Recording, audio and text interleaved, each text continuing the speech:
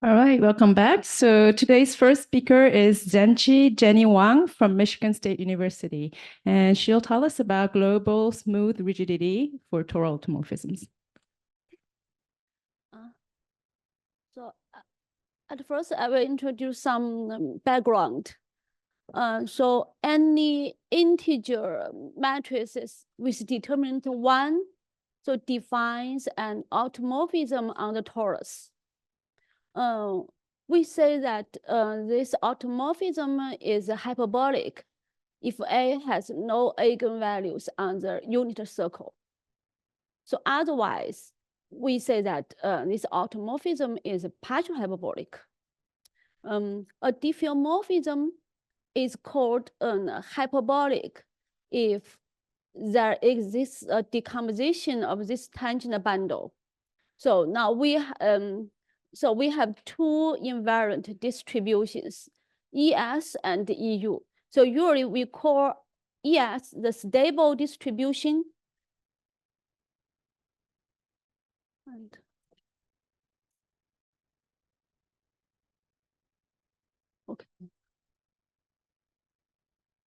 And the EU, the unstable distribution.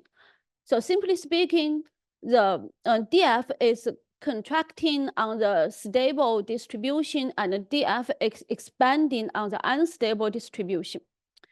So we say that F is partial hyperbolic.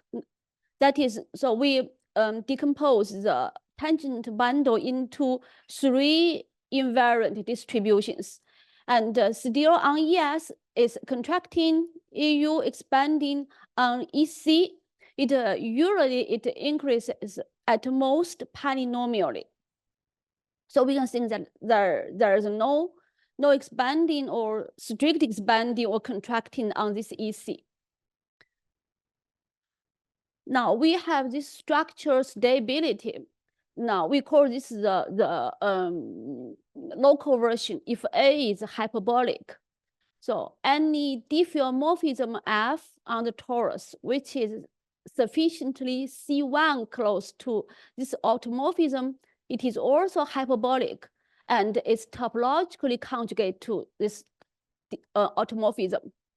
So more precisely, we can find a homeomorphism H that conjugates F and A. Now on the torus or on the Neal manifold, we have this global version. So this now we suppose F is any diffeomorphism on the torus. This any. Now the linear part is induced by it's induced from the action of F on the first homotopy group. Now by Franks and Manning, now we still have a homeomorphism that conjugates F and its linear part A. Now and this H here, back. Now this H here, it is not unique. So any such two differ by an affine automorphism on the torus commuting with A. So then this means that all such H, they have the same regularity.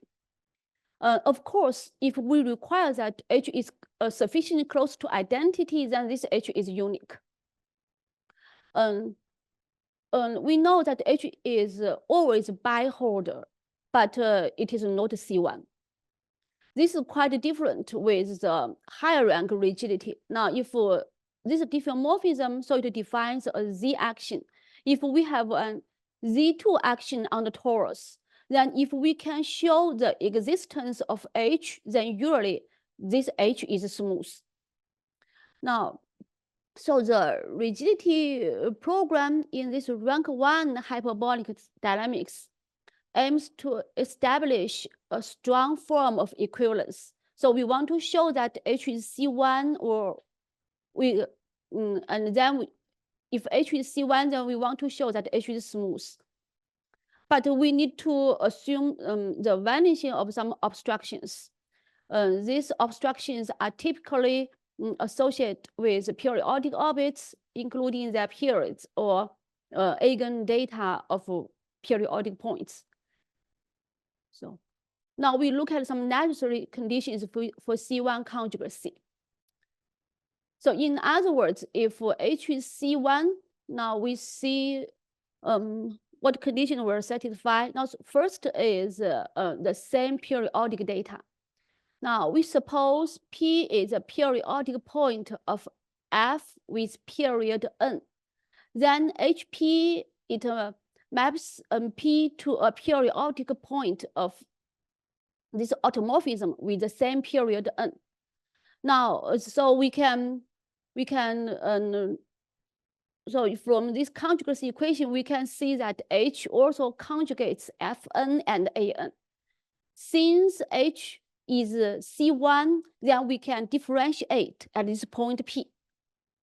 Now, from this equation, it means that, so at the periodic point P, now dFn at P is conjugate to An. So if this is all satisfied for any periodic point P, then we say that F and A, they have the same periodic data. Another necessary condition is the same Lyapunov exponents. So now the pullback of the Lebesgue measure on Tn, it is pullback by H. Now gives a volume which is invariant for F.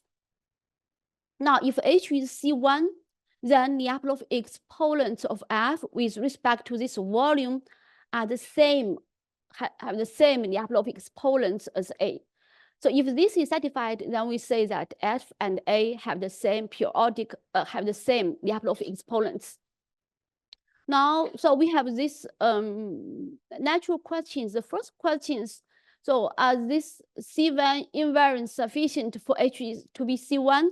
In other words, if F and A have the same periodic data, or F and A have the same Lyapunov exponents, then is H C1? Now the second question is, if H is C1, then is H also smooth? Today we will center on the second question. So there are many works in this area, including local rigidity and global rigidity to both questions. However, most of current works cannot achieve smoothness higher than C1 plus holder. In other words, if they can show H is C1, then usually they can only show that H is C1 plus holder. The bootstrap to C1 to C2 is very rare. Now we look at the results on T2. Now suppose F and A, they are smooth amounts of diffeomorphism on T2. So we always use A to denote the linear part of F. So if they have the same periodic data, or they have the same Lyapunov exponents, then they are smoothly conjugate. They use the geometric method. They show that H is smooth along the each Lyapunov foliation. Then the global smoothness follows from a Jones regularity result. So the Jones result says that, so now if we have several distributions, and for all these distributions, we have several foliations. For all these foliations, their distributions span the tangent bundle at each point. Then if some function it is smooth along all these foliations, then it is globally smooth. Now for this H, so we can show that it is in fact, it only has two Lyapunov foliations. One is stable, the other is the unstable guy. So we can show that H is smooth along the stable foliation, and H is also smooth along the unstable foliation. Then we have the global smoothness of H. Now, but for general case, so in general, the leaves of Lyapunov foliations for F are only C1 plus holder. So even in case H is smooth, so then we cannot use this scheme to obtain smooth rigidity for general case. So unless F is conformal on 4 stable and unstable subspaces. This is the case for T2 and for some special case of T3 and T4. F is conformal means that for DF, it preserves the angle. Now we look at the results on T3. Now, so on T3, the result is also positive. So F and A, if they have the same periodic data or the same Lyapunov exponents, then they are smoothly conjugate. Here, now, for T3, now we can still use the geometric method for T2, except the case that A with 3 real eigenvalues. So once, if A has a real eigenvalue and 2 complex eigenvalues, then we can follow the T2 case with this method directly. But if it has 3 real eigenvalues, then the Lyapunov foliations, they only have C1 plus holder leaves. So we cannot use the method of T2. So in fact, they proved this theorem in 2008. That is, if F and A have the same periodic data or same Lyapunov exponents, then the conjugacy is C1 plus holder. This is done in 2008. But you can see, so after many years, then Gogolov can prove that the conjugacy is in fact smooth. Now, to treat the case with 3 eigenvalues, so the Gogolov showed that the leaves of Lyapunov foliations for the perturbation are in fact smooth one. So, so once the leaves of Lyapunov foliation are smooth, then of course, then we can show that it is a smooth one. Then he used the geometric reduction. So the problem of showing smoothness of the weak unstable foliations, so it's translated to a problem of obtaining cocycle rigidity of a Diophantine translation. So this is done by arithmetic property. Now, however, it seems not easy to treat the case when n is greater than 4. Now we look at the results when n is greater than 4. Now the situations are much subtle. Now, if A is reducible, now either the same periodic data or the same Lyapunov exponents are not sufficient for C1 local rigidity. Yeah, I'm going to introduce. So now we record that so A is reducible if it has a non-trivial rational invariant subspace, or equivalently, if its characteristic polynomial is reducible over Q. And then we also, so this means that if A is reducible, then C1 local rigidity fails. And the other one shows that if A is reducible, so even though H is CK for any K, we cannot guarantee that H is CK plus 1. So it said that for any integer K and for any n greater than 4, we can find a reducible hyperbolic automorphism A on the torus and its analytic perturbation, such that the conjugacy is CK, but not CK plus 1. So we have this conjecture. Now we need to assume that A is irreducible. Then maybe we can prove the C1 local rigidity. Also, we need to, if we want to bootstrap from C1 to C infinity, we also need to assume that A is irreducible. Yeah, just like this. Okay.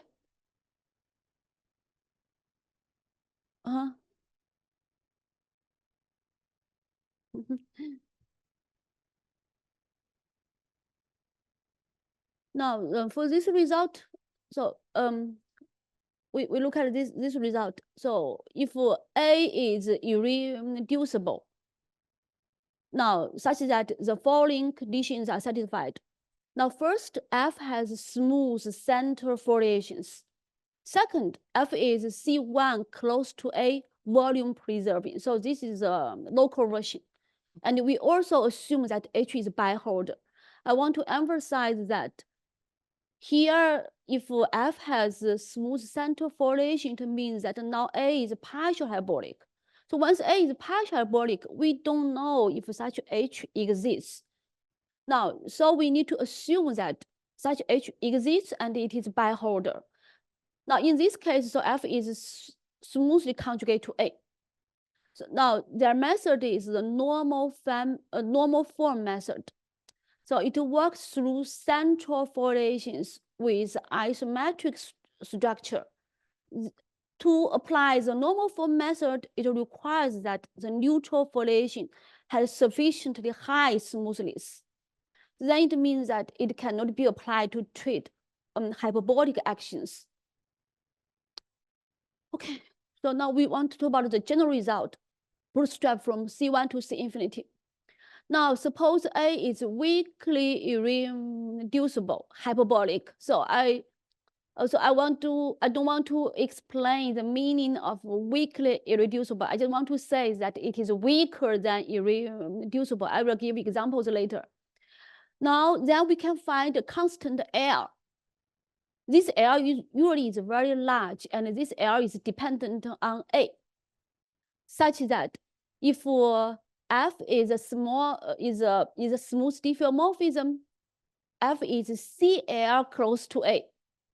Now, and if we assume that the conjugacy H between F and A, either H or H inverse is C1, then we can show that any conjugacy is in fact smooth. So here, to bootstrap it from C1 to C infinity, we use the KM arguments. Now, so the good thing is we obtain the smooth rigidity for the general case, but the bad thing is now here L is very large and dependent on A. So for different A, we may have different L. So if you ask us like, if they are C2 close, then are they smooth conjugate? We don't know because it is dependent on different A. And since if we use a KM arguments, so we cannot get global rigidity. Now for partial hyperbolic A, now in contrast to the hyperbolic case, so we don't know if DH is necessarily holder. So in other words, if for the hyperbolic case, we know that DH is C0 because we assume that H is C1. That means that DH is C0. Then we can show that it is in fact holder. So this is crucial in the step. So first we show that DH is holder. In other words, first step, we bootstrap it from C1 to C1 plus holder. And then we bootstrap it from C1 plus holder to C infinity. But now for the partial hyperbolic case, now we don't know how to bootstrap it from C1 plus holder. And even if we assume that H is C1 plus holder, in other words, DH is holder, but we don't know how to obtain suitable estimates for this holder norm. So this is the reason we cannot use a KM argument to treat the partial hyperbolic case. Now, so this is our new result. Let's suppose F is a diffeomorphism on a torus, and A is its linear part. Now, suppose A is weakly irreducible. It's harmless to just assume that A is irreducible, and H is a homeomorphism that conjugates F and A. So if A is hyperbolic and H is C1, or if A is partial hyperbolic and H is C1 plus holder, then we can show that H is in fact smooth. So if A is hyperbolic, now by Franks and Manning, now the homeomorphism conjugacy exists. And we can choose one that in the homotopy class of identity. Now for partial hyperbolic A, now we have to assume the existence of H. Now, if A is hyperbolic Now here, we just assume that it's hyperbolic. We don't assume it is irreducible, but H is C1, then we can show that it is in fact C1 plus holder. So in other words, the bootstrap, the bootstrap from C1 to C1 plus holder does not need the irreducibility condition. But if A is partial hyperbolic, so even though we assume H to be C1, so far we don't know how to show H is from C1 plus holder. This is the reason we, for the partial hyperbolic case, we have to assume that it is C1 plus holder. And now just record that A is reducible if it has a non-trivial rational invariant subspace, or equivalently, its characteristic polynomial is reducible over Q. But the fact is known that if A is irreducible, then it is diagonalizable. Now, so we give some examples of weakly irreducible but not irreducible. Now, suppose A is irreducible or weakly irreducible.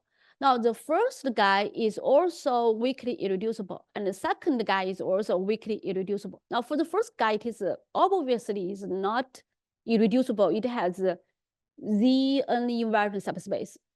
Now, for the second guy, it is not diagonalizable, so it is not irreducible. So now we will see that the irreducibility assumption plays a crucial role in bootstrapping H from C1 plus holder to C infinity. So now we just record this result. This is a counter example by Releve. Now it shows that now for any k and any integer n, so if A is reducible, then we have a counter example. So in other words, we have example that H is CK but not CK plus 1. So this irreducibility condition is essential. So this is motivation. So there are too many works in this area. But so our results improve the regularity to smooth conjugacy. So the conjugacy in all local and global rigidity results for irreducible A is smooth. Okay.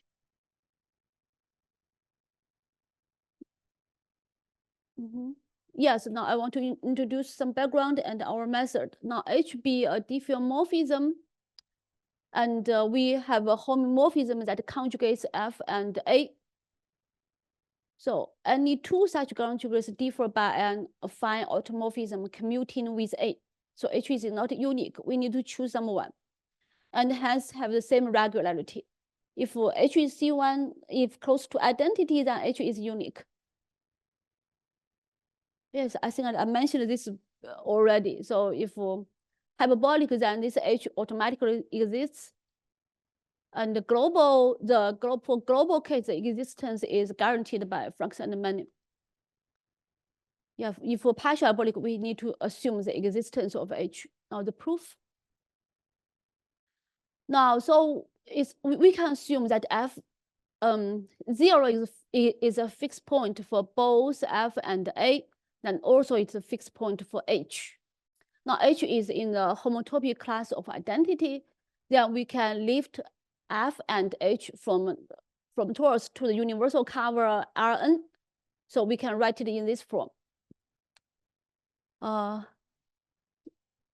So then H, so we get H tutor. H tutor is the lift of H, and F tutor is the lift of F, and we call these are the arrow.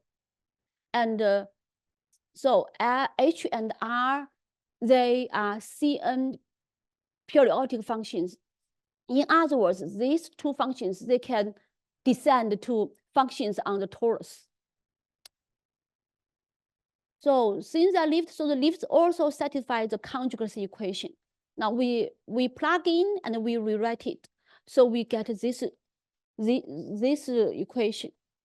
So this R, it is smooth. We know that R is smooth. And this H is C1. because H is the difference from H2 to identity is C1. So then the situation is, we know this guy is smooth, and we know this equation, it has a C1 plus holder solution H. Now we need to show that this solution H is in fact smooth.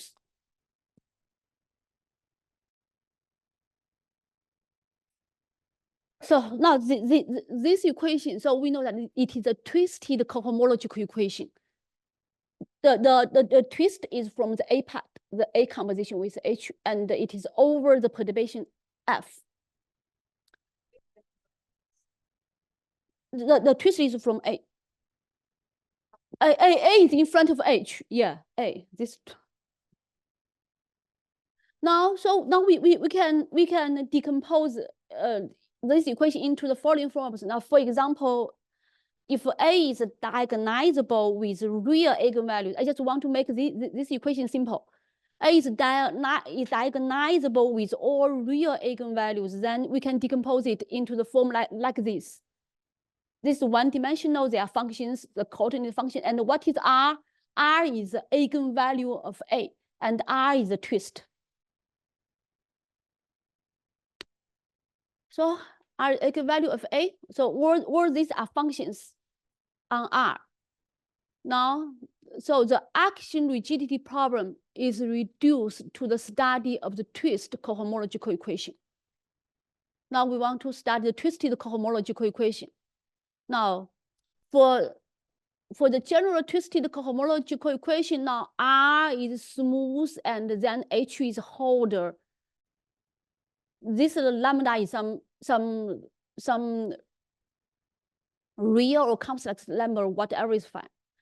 So if now the known result is if lambda equals 1 and F is accessible. F is accessible means that any 2 points can be connected by the stable and the unstable leaves of F. So if F is accessible, then H is smooth. Here we don't need to so if lambda equals 1, H is holder, then H is smooth. This is accessible means that any 2 points on the torus can be connected by the stable and unstable foliations. So then the result is very good. So here we don't need to assume that when lambda equals 1, that when lambda equals 1 means that there's no twist. Now in this case, H is holder, then it automatically smooth. But and if now a more general result is if lambda absolute value is sufficiently close to 1, even on neo manifolds without accessibility condition. Now, for example, for the partial hyperbolic case on the torus, the F is not accessible because the neutral direction cannot be covered by the stable and unstable direction. Now, in this case, H is also smooth. So in other words, in either case, if lambda is sufficiently close to 1, then if H is holder, then H is smooth. I want to say that, okay, the first result is the standard result, and the second result is not directed on the reference, but we can derive it from their method. In fact, the Khalidin, Fisher, and Spezia, they obtain this result by treating the higher rank case. So if this higher rank action, they can always make this lambda sufficiently close to 1. We want to emphasize that if lambda is not equal to 1, there's no known result so far, or this method fails. So then the problem is very difficult. Yes, sufficiently close to 1. Yeah. It means that this is for a general case. If we don't know if it's sufficiently close to 1.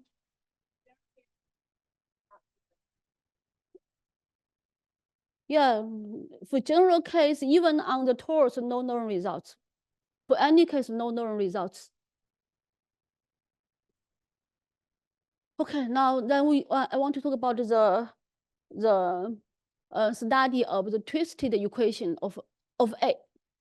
So now here, so originally here is F over the unperturbed case. Over the unperturbed case is very difficult. So first we replace F by A. Now A is a linear action, so everything is easy. So we just look at the case when A is linear. So what's the method to show that H is smooth? Now we suppose lambda is greater than 1. So it has two distributional solutions. Now, in fact, these two are the formal solutions. So one is the sum along the positive direction. The other is the sum along the negative direction. So either one is a formal solution. But in fact, we can show that these two are invariant distributions. Why is the invariant distribution? So we have this super exponential decay on torus. Now here. Super expand now for any lambda greater than 0, any. Now lambda is here.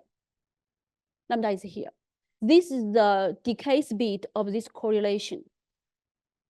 Now, if we want it decay as fast as we want, now we need to choose M sufficiently large. So if F1 and F2, they are sufficiently smooth, CM, then this correlation can decay at the speed lambda. This is what we want. In other words, the correlation can decay as fast as we want, but the prices F1 and F2, they should have sufficiently high regularity. I'm sorry here. This constant C, it is also dependent on this lam, on this M. Okay.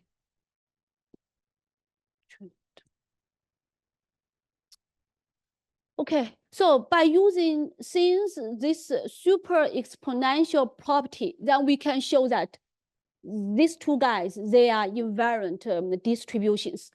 And since lambda is greater than 1 just by a simple calculation, so once the solution exists, H must be H plus. This is a calculation. And H is smooth along stable foliations. Along stable foliations now, so in other words, if we differentiate along stable foliations now, so we have this part A, it differentiates along the stable foliation, and all the constants are smaller than 1, so it is always convergent. Then we can see that H is smooth along stable foliations of A. The difficulty is we need to show that H is also smooth along the unstable foliation of A. So we need to assume these two formal solutions coincide. So now if we suppose H also equals H minus, so these two coincide. Now, for example, now we choose the direction lambda. Now lambda is greater than 1. And then we differentiate along the direction psi. Now, I just use as an example. Okay, for any guy now, for example, psi, along U, the rate is psi is greater than 1.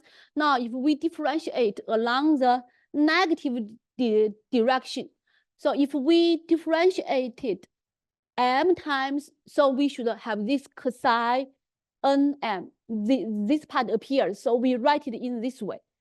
Now, the lambda, the top is greater than 1. Lambda is also greater than 1. But here is the absolute value N multiply M.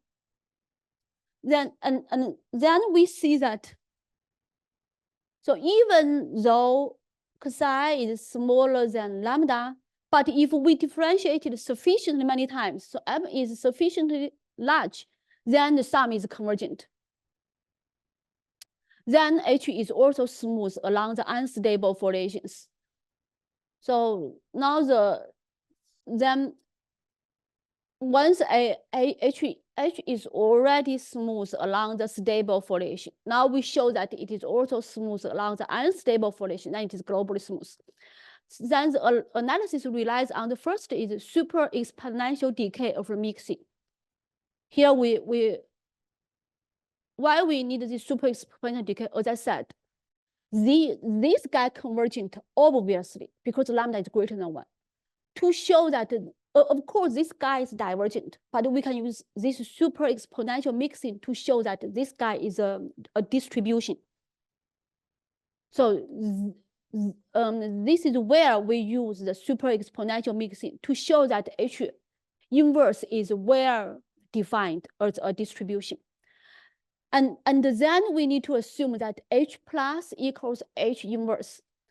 Then the second one is along the unstable foliation of A. If we differentiate more times, now then we can kill more of the exponential growth from the twist here.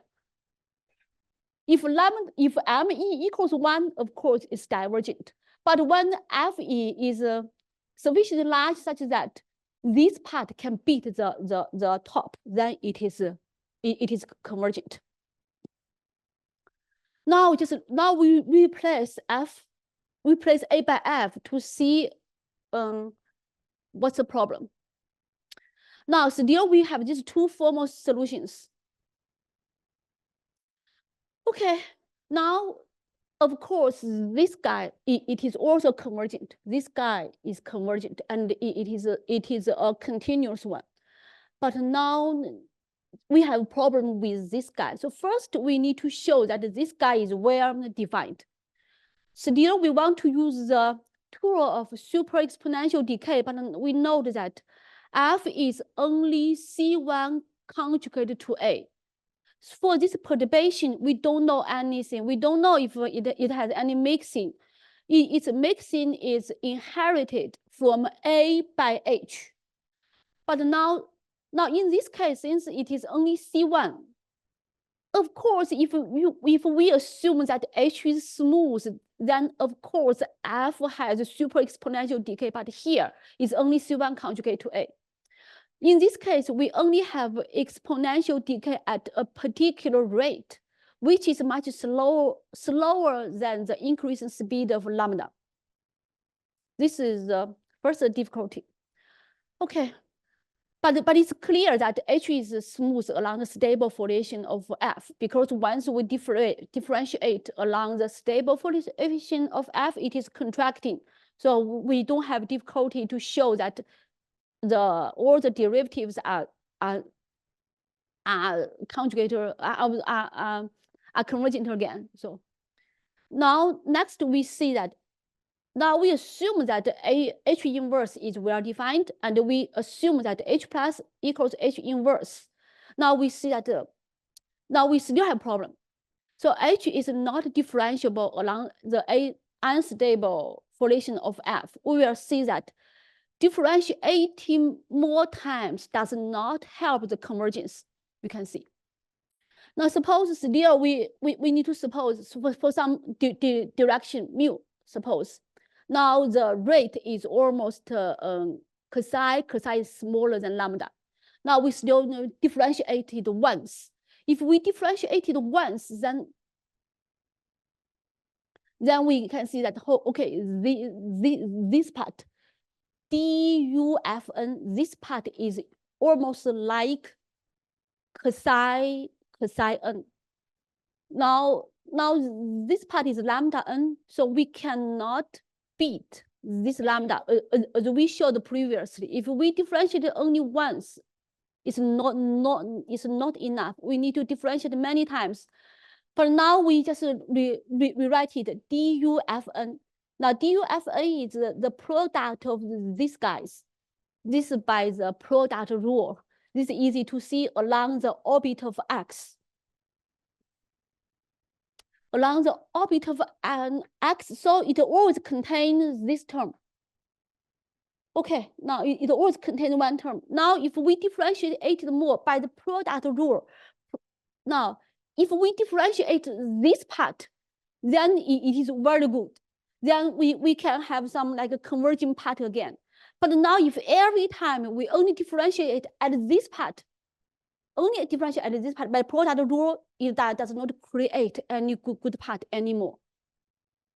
So even though we differentiate many times, the rate is still, the top is lambda, here is still cosine. There is no m here. There's no m here. So the very bad thing is we can see. So okay, then so we consider the differentiating. Let me see. Okay. Yeah. So now I want to emphasize that now the first difficulty is it's very hard for us to show H inverse is well defined. Now, the second difficulty is that even though we show that it is well defined and we show that they are equal, it's very hard for us to show that it is smooth along the unstable direction. Now, so I want to talk about the differentiability of H, how we show that it is in fact smooth. So now I use this example. Now we consider the splitting into Lyapunov space for A and F. Now suppose we just still use this example.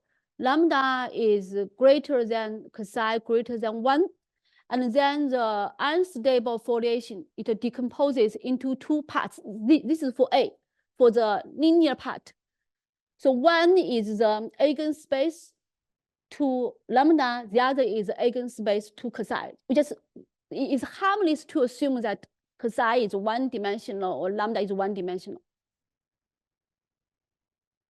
Now, since F is C1 conjugate to A, its unstable subbundle also splits into a direct sum of two invariant Holder continuous subbundles.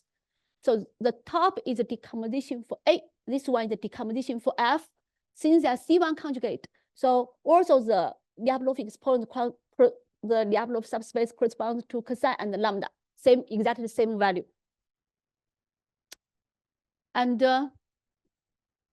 now for this guy, because lambda is greater than cosine. Now this guy is very good because it is the fattest one. Now for the fattest one, it integrates to a Holder foliation with smooth leaves. For the fattest guy, it has smooth leaves. But for this guy, for this weaker guy, it has only C1 plus Holder leaves. This is difficulty for geometric method. Of course, for the whole unstable, for the whole guy, they have smooth leaves. For this guy, also smooth leaves. But only for this guy, this problem guy, it only have C1 plus Holder leaves. And now we look at the twisted cohomological equation. Okay, now still the plus one, this one is very good, well defined and smooth along stable foliations. Now our goal is to show that H is also smooth along the unstable directions. Now, the first step we show that this one is well defined with distribution. This is the main technical. This is one of the technical part.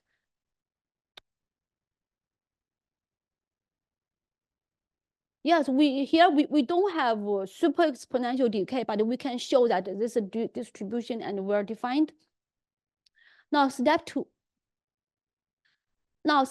So we show that exists a C1 map on Tn. Now, this C1 map gamma is in fact the global coordinate. Now, which is smooth along the unstable foliation of A. Has smooth along the unstable foliation of A, and it maps the unstable foliation A to the unstable foliation of F. And also, it maps the fattest direction of A to the fattest direction of F. So here we call this gamma the global unstable chart, because now all these guys are, we call them, what do we call them? Stable foliations. Now generally for the foliation chart, this is like a foliation chart. A foliation chart is local, just is similar to the manifold chart, right? Manifold coordinate chart, all these are local. But the good thing is we create a global chart. So this is another important step. We create a global chart. And we will see that this global chart is important.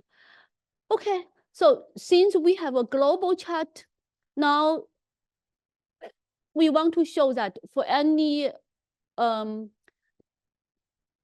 test function omega, the sum along the negative direction, it is convergent and differentiable. Now we emphasize that the global chart, it maps the linear foliation of A to the corresponding nonlinear foliation of F. So now you can see that this global chart, it helps us to handle the nonlinear scene for F.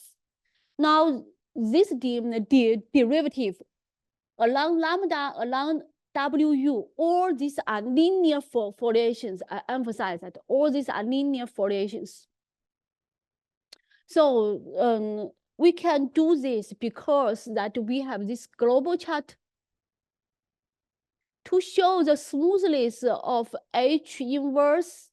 Now as I mentioned before, the thing is like even though we differentiated many times, we cannot kill.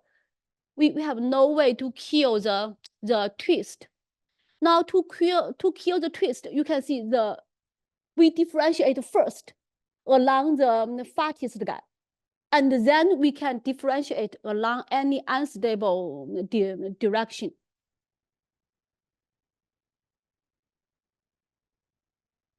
Now for this guy, so now this is U. U is in the fattest direction of F. So first we differentiate along the fattest direction, and once we differentiate along the fattest direction, then we can kill the twist.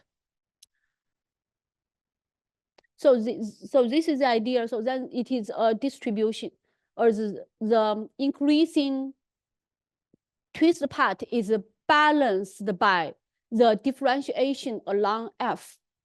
So this allows us to differentiate this series further to any order. So first differentiate along the fattest part.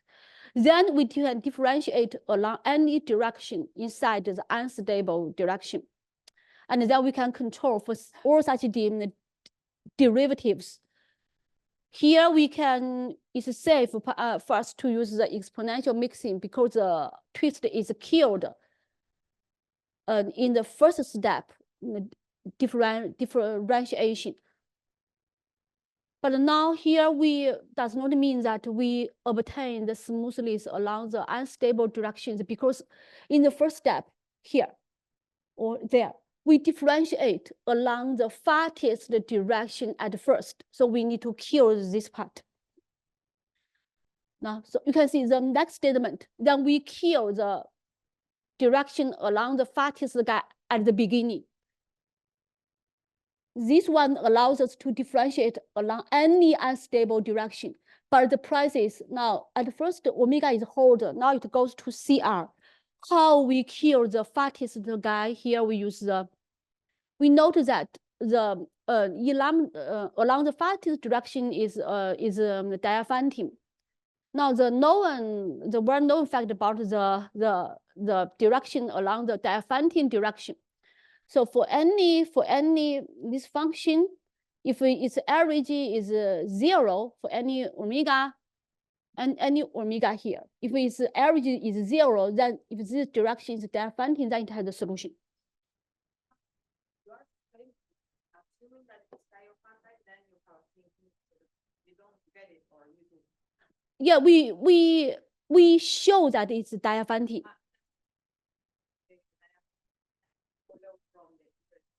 Yes, this is why we need this irreducibility. Otherwise, we don't know if it is diaphantim.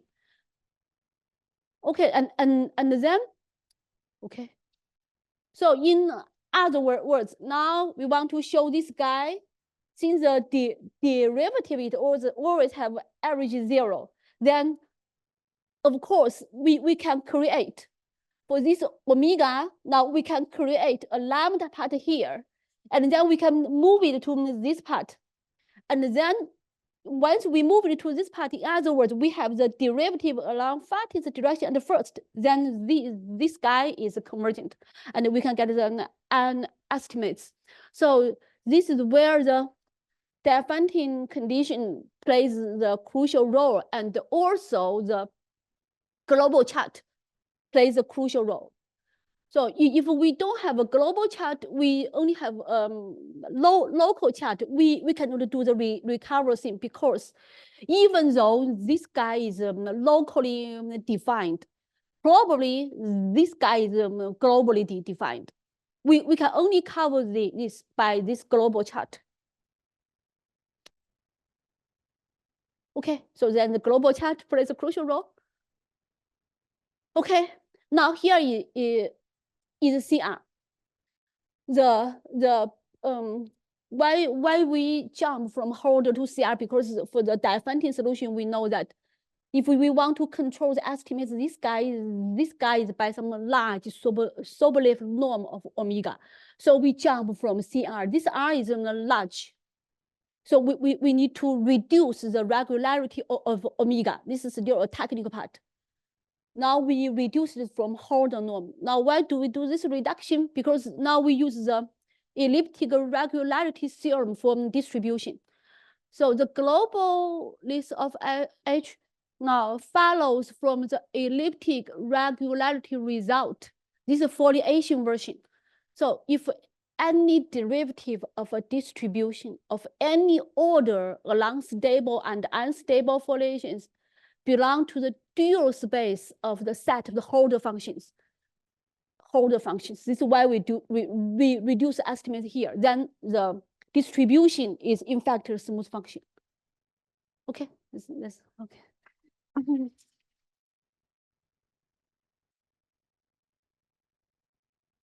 Thank you very much. Are there any questions? Hi, I see. So you mentioned some results in the nil manifold cases. What is it known so far? Okay, for nil manifolds, the only known result is so far that if A has like simple spectrum, then F and A have the same periodic data, then the conjugacy is C1 plus Holder. Okay, I see. And there is some place where you require accessibility. No. No. Okay. So this is why we can handle the partially hyperbolic case. Okay. Thank you. Any other questions?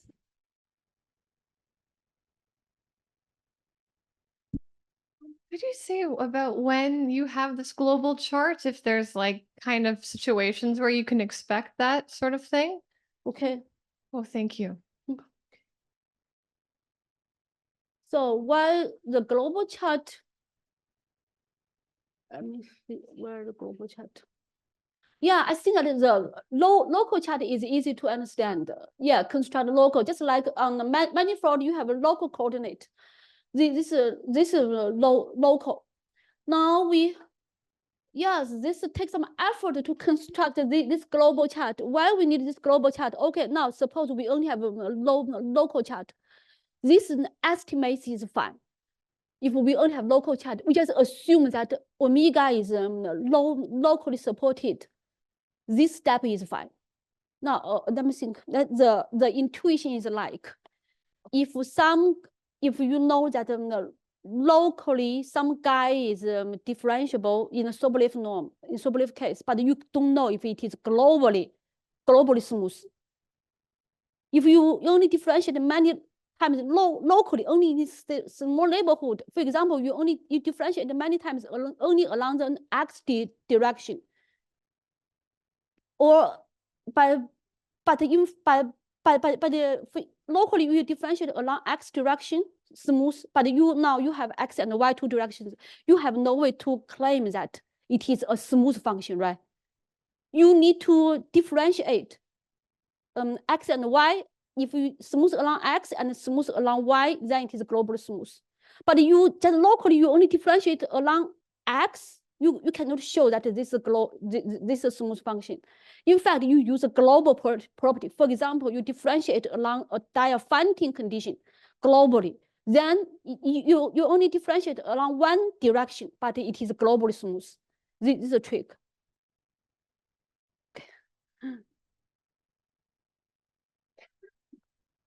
So could you explain how irreducibility implies a Diophantine of E? Oh, the differentiability. This is from the arithmetic property.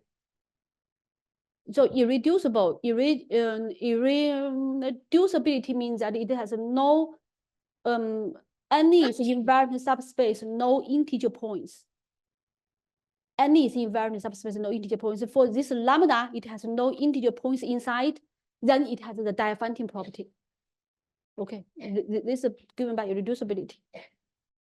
Okay, let's resume. So our third speaker today is Jennifer N.Jones-Baro from Northwestern University, and she'll tell us about the stabilized automorphism group of minimal systems. Thank you. Thank you so much for having me here today. Thank you for the organizers for organizing this wonderful conference. It's great to be at a conference where 85% of the attendees are female or gender minorities, as opposed to the opposite, which is usually the case. It's been great to get to know everyone here. Yeah, so today I'm going to present about a research project that I did over the summer of last year with Bastian Espinosa, who is now at the University of Liège in Belgium. I'm going to talk about symbolic dynamics. So I'll give a little bit of background. I'll define a lot of things that have been defined in previous talks, but just to set notation, I'm going to go again through the definitions, if that's okay. For me, X will be just a compact metric space, and T is going to be a homeomorphism from X to itself. And I'm going to call the pair XT just a dynamical system. An automorphism of the dynamical system XT is going to be any other homeomorphism of X that commutes with the action of T. So phi composed T is equal to T composed phi. And I will denote the set of all of these automorphisms as aut XT. This forms a group. And a general question is, what kind of dynamical information does this group hold? So this is a purely algebraic object. And from its algebraic structure, what can we say about the dynamics? So that's the general motivating question of studying these symmetries of the dynamical systems.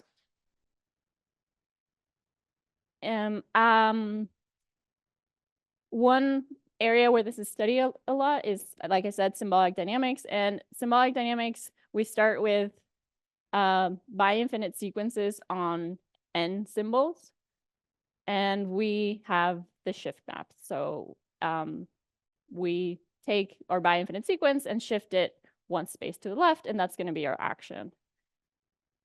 This dynamical system is going to be called the full n shift because we have n symbols.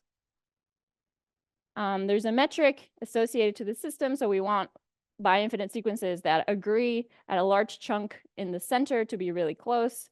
And if they don't agree very close to 0, then those are going to be very far away. This is like a formal way to define this, but in general, that's the main idea. And we can take any closed shift invariant subset of the full n shift and have a system called a subshift, where we just take the restriction of the shift to that closed sigma invariant set. We're going to say that a subshift is minimal if the orbit of every point is dense. And a minimal component is going to be a subset such that the restriction of the action to that subset is minimal. Okay. A particular kind of subshifts are what are called shifts of finite type. Here, we take a finite collection of words and we say those are going to be forbidden. So we take all bi-infinite sequences that don't have those words as subwords. For example, if we take the empty collection of words, we get a full shift. If we forbid the word 1, 1, this can be represented as the bi-infinite walks on this graph. There's also a connectivity matrix of the graph. And the interesting thing, or the important thing here to remember, is that the maximal eigenvalue of this matrix is going to correspond to the entropy of these systems. Just as a disclaimer, not every time we have a set of forbidden words, we're going to get something non-trivial. So for the rest of the talk, let's stick to things that give me non-trivial shifts. If we, for example, restrict 1, 1 and 0, 0, we only get 2 points. So that's like an example of a trivial case. Boyle, Lind, and Rudolph showed that the automorphism groups of mixing shifts of finite type contain isomorphic copies of any finite group, a direct sum of countably infinite copies of C, and the free group of 2 generators. So these groups are generally very large. They contain a lot of subgroups, and it's not generally a good strategy to try to distinguish 2 automorphism groups of 2 different shifts by their subgroups, because generally, if one is a subgroup of one, we can usually find it as a subgroup of the other one. So there aren't many techniques on when can we say that 2 mixing shifts of finite type have different automorphism groups. It's an open question in general. If you have an isomorphism, does that mean that the systems are necessarily conjugate? There isn't any answer. We know that, for example, the full shift on P symbols is the automorphism group is not isomorphic to that on P squared. That is the only result kind of in this direction that we have. This is due to Ryan. Yeah, so in general, not even for full shifts, we have a clear answer. So it's a very, very thorny problem. And in an attempt to try to maybe recover more information and maybe be able to distinguish these groups, in 2022, Hartman, Craw, and Schmieding defined a larger group. So you're saying, oh, these groups are already so large. Why would you make it larger?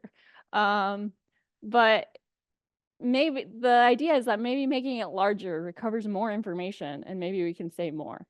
So instead of taking just the homeomorphisms of the space that commute with T, we take the ones that commute with any power of T and take the union over all of those.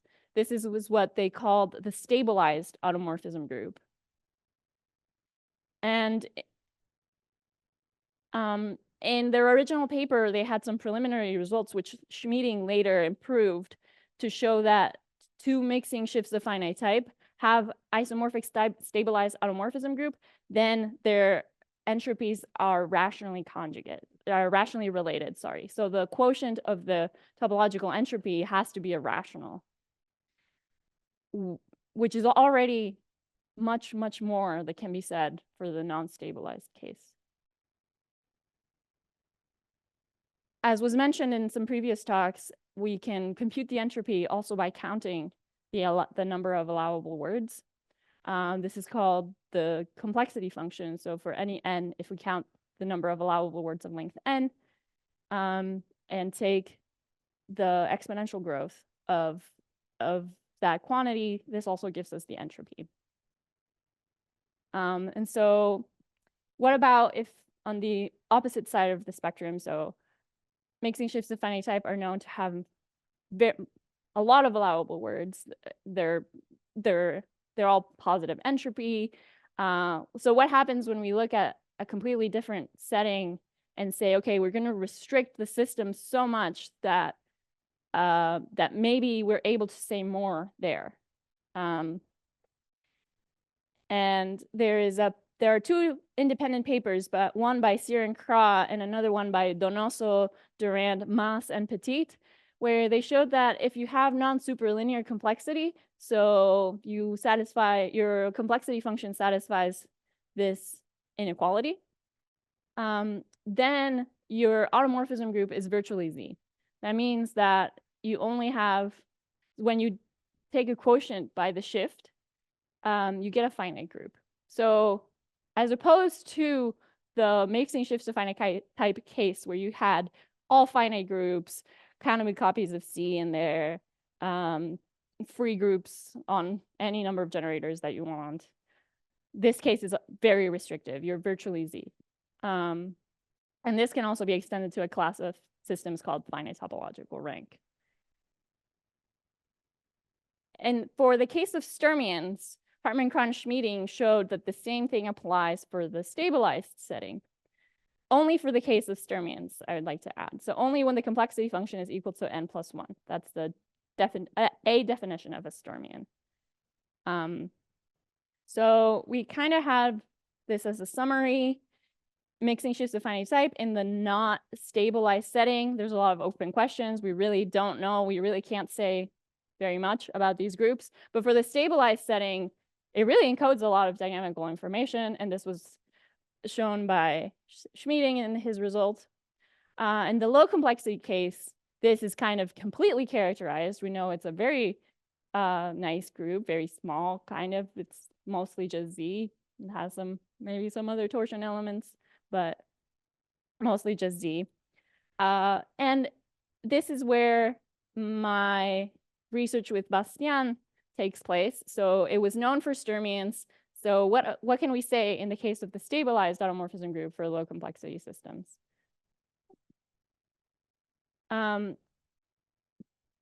I started studying toplets, which are systems where every entry is, you take a sequence where every entry is periodic, and you take the orbit closure under the shift. I'm gonna go quickly over this because of time, but in last year I was able to show that for 2 toplet shifts plus a technical condition that I don't really want to get into, the stabilized automorphism group was isomorphic if and only if what is called their period structures were equivalent. And this kind of gave us an idea of what could be happening in general for minimal systems, because the period structure, what are called the period structure of the toplets, are related to what are called the rational eigenvalues of the system. So a rational eigenvalue is going to be a number in the unit circle such that there exists a continuous function from my space to this to C to the circle that kind of turns my dynamics into a group rotation. It's not injective, and it's not necessarily surjective either, and not necessarily injective either. Okay. So, and this is what we're going to call a rational eigenvalue of the system. And we were able to show that if we have 2 minimal systems and each of them has one eigenvalue other than 1, 1 is always an eigenvalue. So if you have another one and you have that the stabilized automorphism group is isomorphic, then the systems have to have the same rational eigenvalues. Okay. Any questions up to here? Yes. Yes.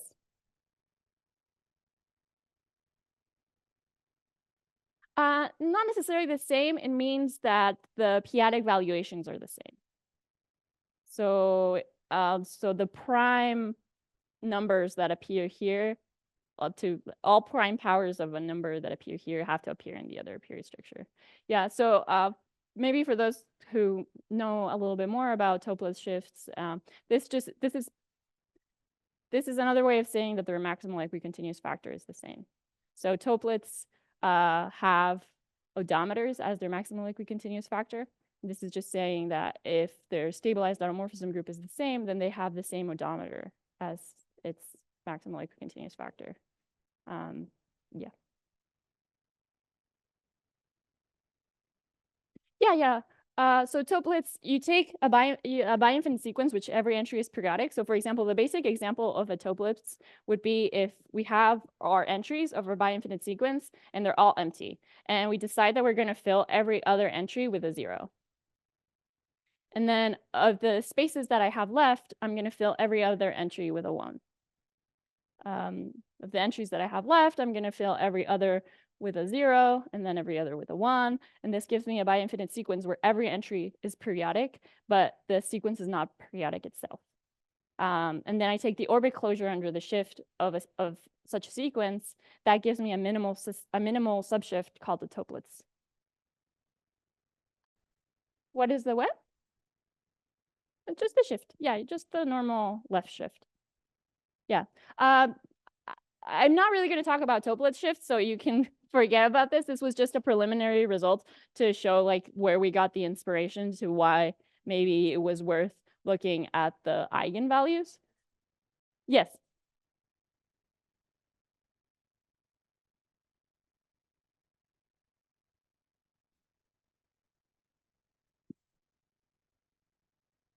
You mean like what does it say about the irrational ones? Yes, so we already know that the irrational eigenvalues can't be seen by the stabilized automorphism group because we know that for Sturmians, they all have the same a stabilized automorphism group. So really, this is only a result about the rational eigenvalues, and the irrational eigenvalues really can't be recovered. Yes, the question?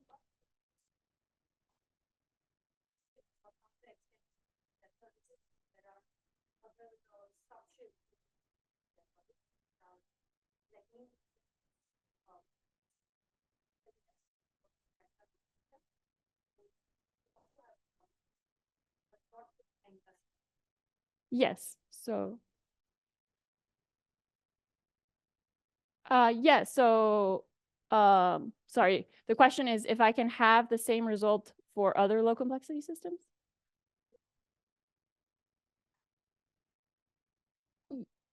Yes, yes. So I guess we haven't explored that case, but in general, I believe that the irrational eigenvalues really won't show up at all in the stabilized automorphism group. I will get into that in a bit. Maybe you'll see a little bit why only the rational eigenvalues kind of are encoded inside of the stabilized automorphism group.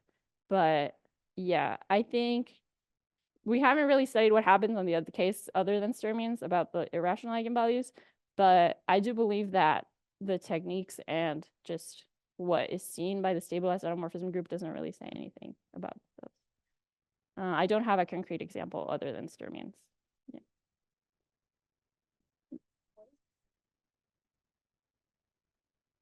The complexity function of a tuplets, it can be anything. They can actually have polynomial growth. They can have positive entropy. I think it's always polynomial. Okay. I'm going to get into the proof of this theorem. How much time do I have left?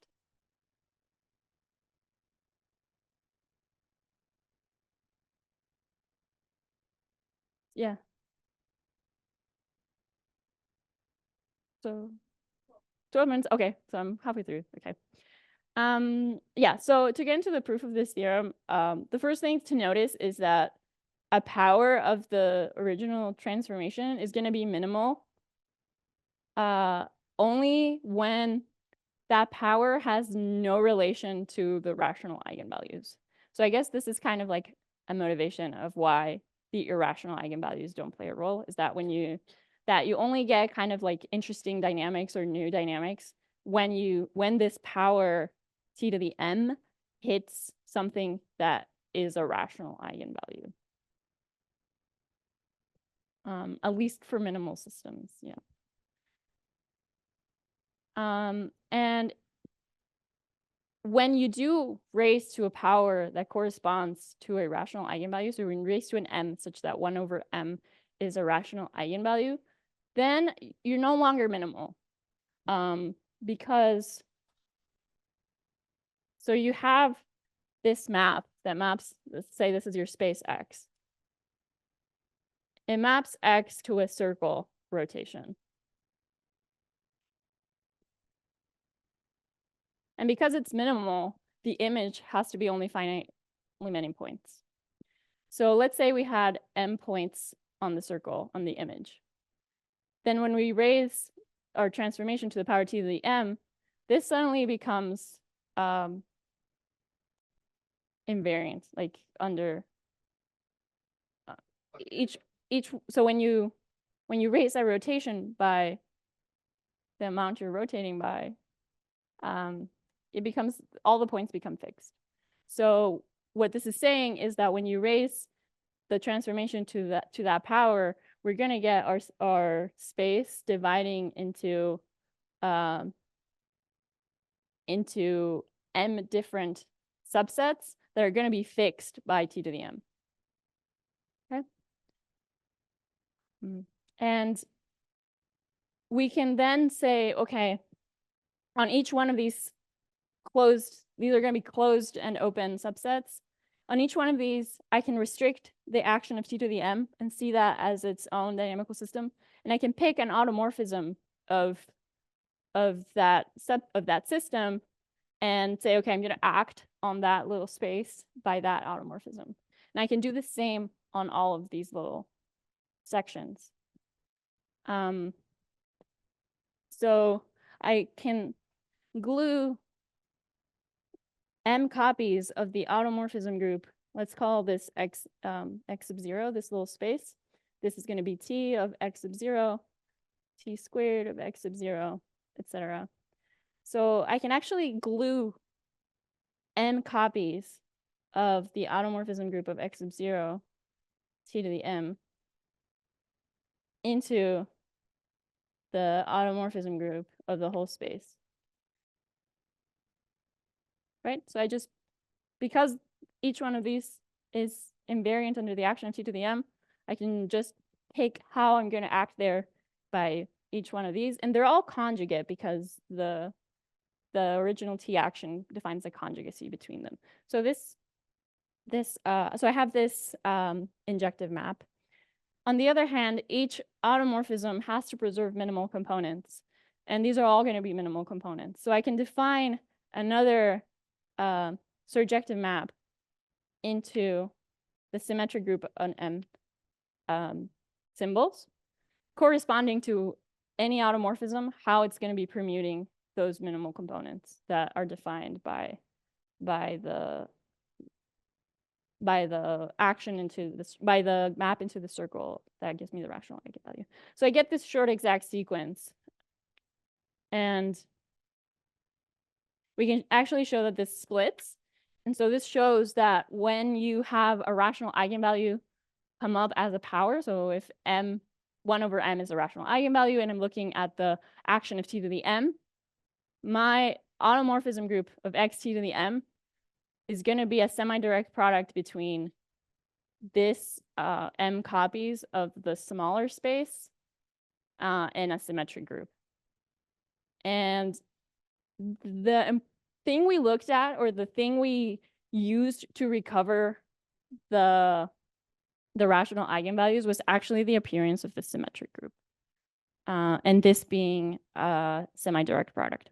So this semi-direct product is actually a very rigid structure called a Reith product. And it's so rigid that if we just looked at, this is already what I mentioned already, this group structure that comes up is so rigid that if you actually if you have two groups and you have this same structure, so g to the m semi-direct product with a symmetric group and h to the m semi-direct product with a different symmetric group, and they're isomorphic, the only way this can happen is when n equals m. So you can only have these Reith products be isomorphic when the symmetric groups are the same. Arbitrary groups, yes. Yeah, so this group structure of a Reith product is very, very rigid. And that was what we were able to use to recover what symmetric groups had to be showing up kind of as we go up the levels of looking at higher and higher powers.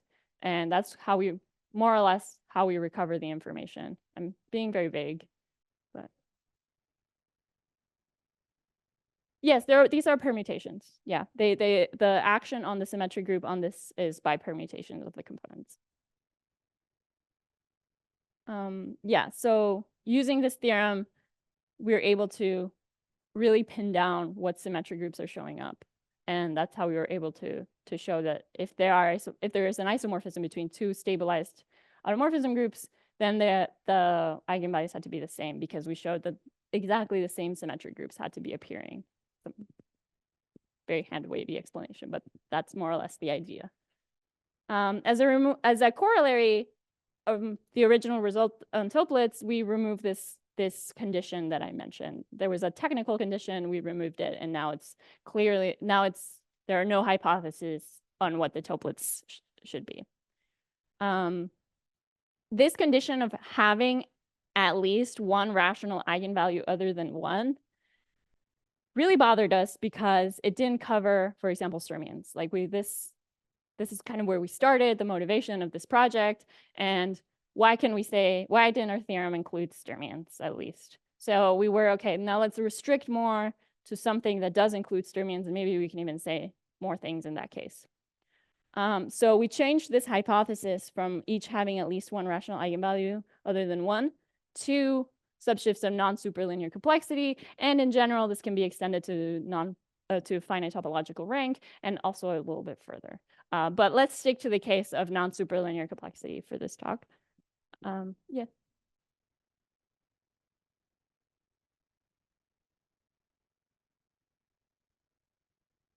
No.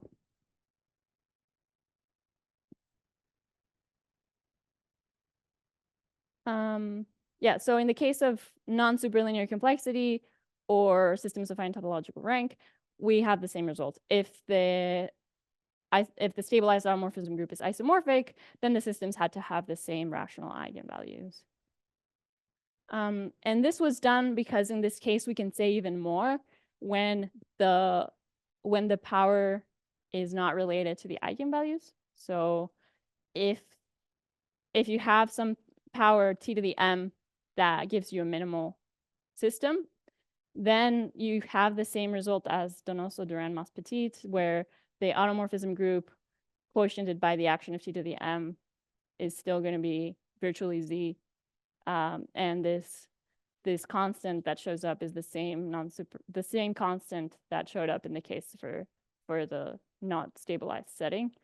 So because in this case we're able to restrict much more what happens when you don't hit a rational eigenvalue by one of these powers, we're able to recover the rational eigenvalues without this hypothesis.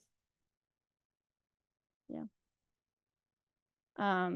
Whereas in the other case, you couldn't really say how things were growing when you didn't get a rational eigenvalue, and so there was some conditions there, some problems there that arose.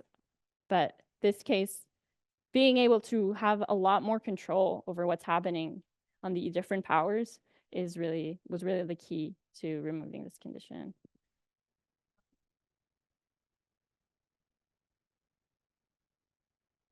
Yeah, so sorry for going back. I know this is dizzying, this constant.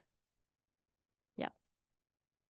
So this is the definition of non-superlinear complexity, where you have this bound on the complexity, and this k is the same k that I'm using over here. Sorry for going back. Yeah. As a corollary, if you only have finitely many rational eigenvalues, and you're of non-superlinear complexity or finite topological rank, then the stabilized automorphism group has to be virtually ZD, because you eventually run out of eigenvalues, and that's kind of the maximal growth that you get, and then you don't get anything new after you hit that like maximal eigenvalue power. Our techniques were also able to extend Schmieding's original result a little bit. So Schmieding showed that for mixing shifts of finite type, if you have the same stabilized automorphism group, then, or isomorphic stabilized automorphism group, I should say, then the quotient of their entropies has to be rational. We were able to remove the mixing hypothesis and relax it a little bit to irreducible shifts of finite type. This was done using Smale's spectral decomposition. So you separate, when you get an irreducible system, it separates into a certain amount of minimal components, of mixing components, and that amount gives you one rational eigenvalue, which our techniques are able to see. And then once you recover that rational eigenvalue, you're able to apply Schmieding's condition to each mixing component to get the analogous result. Any questions? Okay. Yeah, I think that's all I have so far. Thank you.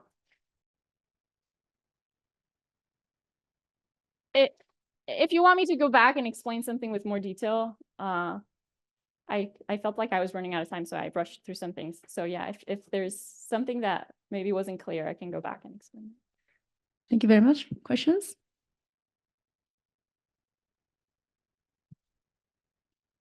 Thank you very much.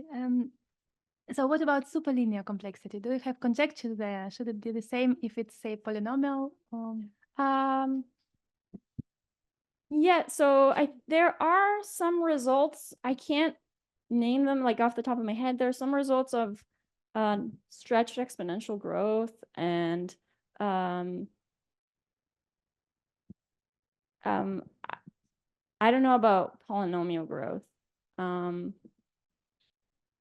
There are some other results along those lines, but I can't recall them off the top of my head. I think not as strong as saying that it's Z.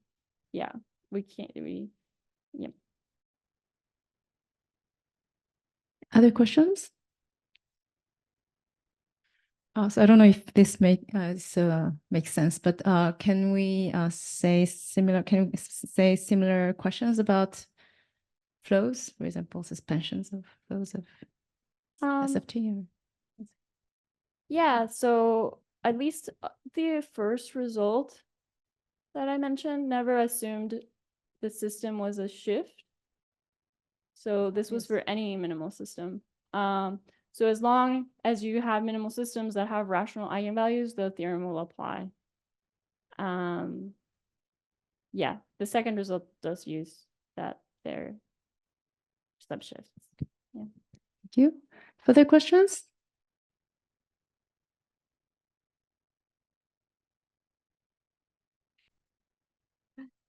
So you were mentioning you could go further than finite rank. So my question was what kind of systems you have, and also the methods you use. So do you work with rocking towers, Berthé diagrams? How do you decompose your space?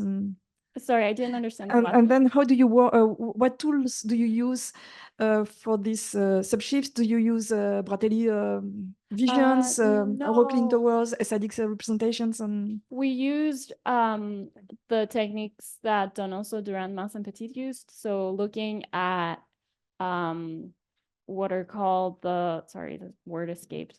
The asymptotic components. Asymptotic components. Okay. Yeah, so as long as you have finite asymptotic components, you still get the same result. So finite topological rank has finite asymptotic components, and that's all we used, really. Yeah, to use the same techniques that Donoso-Durand-Mas Petit used. Yeah. Does that answer the question? Sorry.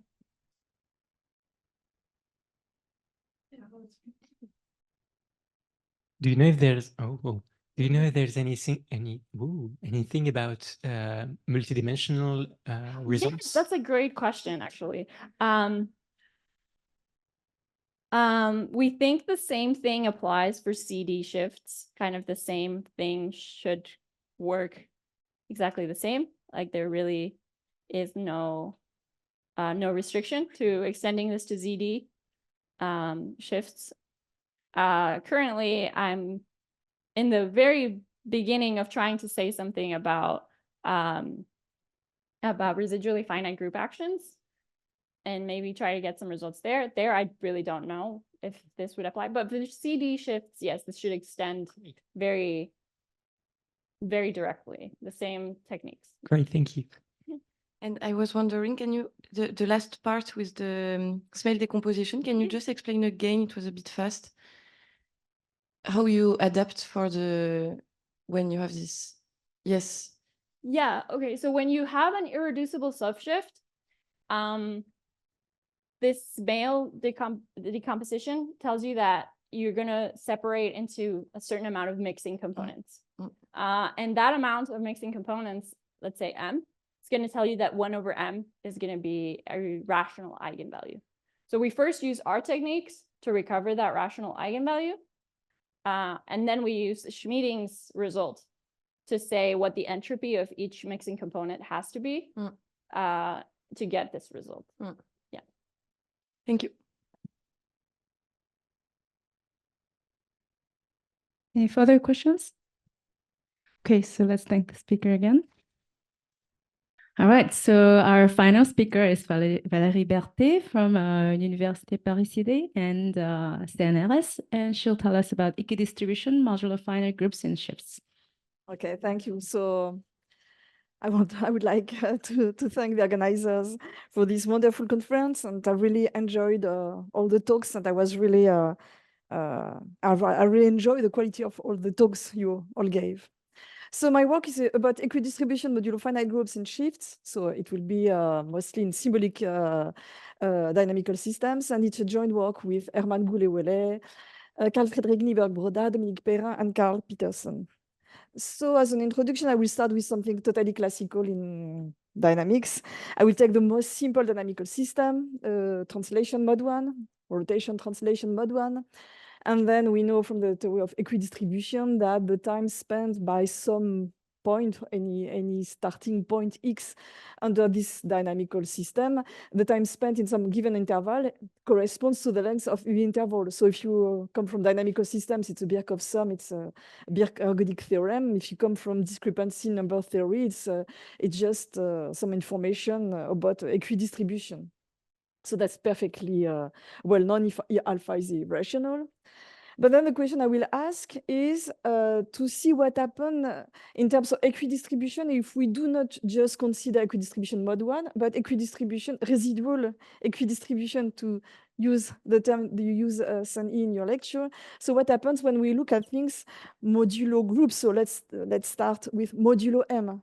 So what can we say about equidistribution modulo M?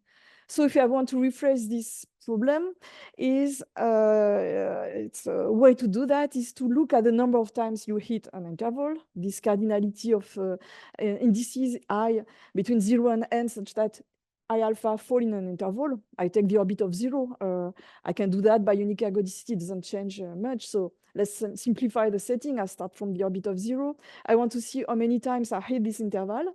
But now I want to understand this quantity modulo M. So it's a kind of a counterpart of the classical equidistribution. Now you want to see whether you have such a good equidistribution that it also works modulo M. And then, since I'm very careful, I take an ergodic sum for this quantity. So I consider this counting sum, this cardinality for indices between 0 and n. I average it. I take it in an ergodic Birkhoff way to be sure to have something. So the question is, do we have convergence? And the answer will be yes. And it comes to a lot, well, it will be yes, no, sorry, it depends on the interval. I had in mind some specific intervals. Of course, the answer is not yes for any kind of interval. And it's another way to phrase it, and we'll go to this direction. This corresponds to results on skew products over rotations, mode 1 rotations. And there is a huge literature on this subject, which dates back to Stewart, involving Veitch and Merrill, and I forget a lot of names of obviously, and a nice paper on arXiv by Mélanie Guénet and Baro, giving a characterization of ergodicity of the skew products that we will meet in this lecture corresponding to this kind of situation. So for the moment, that's just my motivation. Can we have a equidistribution result that hold not only in the classical sense, but also residually modulo M? Okay, so that's my motivation. So just to give an overview of what we will see in this lecture, we will escape the world of classical mode 1 translations to the work of symbolic dynamics. Well, just via coding trajectories. We will use the Fibonacci shift as an example at the guideline of this lecture. So Fibonacci being in Pisa, it's quite a natural choice. Then we will look at this problem from more symbolic viewpoint by looking at density problems for some particular languages related with groups. So we will see that skew products will be a natural object. Skew products with groups will be the natural objects to look at. Then we will ask the question of minimality and ergodicity, because I started to say, okay, we have convergence, but no, of course, no. We don't have always ergodicity of the skew products who will give you the convergence mod M that we have seen in the first slide. And then I will focus on some nice family of shifts, the dendric shifts, with generalized interval exchange transformations. And what is nice as being the last lecture, you all seen some lectures on different things that occur in this slide, like interval exchange transformation with Sasha, symbolic dynamics with Jenny just now. And so I think for most of the terms here, now you have had some glimpse of what it can mean. So just to justify the fact that starting from this question, which had a number theoretic flavor, we shift to symbolic dynamics. Yeah, we shift it. So let's recall that it's not completely nonsense to go to shifts with the example of Sturmian worlds that Jenny mentioned, and several of you mentioned Sturmian shifts. Sturmian shifts correspond to this simplest coding of this one-dimensional translation that we are considering. You code with respect to two intervals. You cannot code with less. And by taking these two intervals in a way that you do not introduce further arithmetic complexity, in the sense that you code with two intervals which are related to alpha, well, you get something which works well to describe, to capture information on the original translation on alpha, the irrational alpha. Well, going to this symbolic world, well, you still can say stuff about alpha.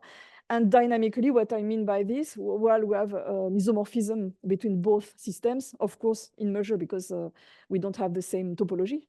But okay, well, that's the best we can do. We have an isomorphism, and we can recover a lot of information on alpha by looking at the symbolic dynamical aspects, and conversely, the information on alpha, continued fraction of alpha, give you a lot of information on this system. So this slide is to justify the fact that now I'm going to work in symbolic dynamical systems, even with this arithmetic motivation. That makes sense to go to this world. So I think we have seen already some definitions here. We work on a finite alphabet. We have a set of finite words A star, the B-infinite words, the shift map. And then I will focus here on shifts, that is to say, sets which are closed and shift invariant two-sided elements with values, two-sided words with values in finite alphabet A. And here, for this lecture, I will concentrate on the minimal case. Of course, exactly as Jenny described, I could see all the spectrum of topology. So here I will work on minimal shifts. I will work on zero entropy.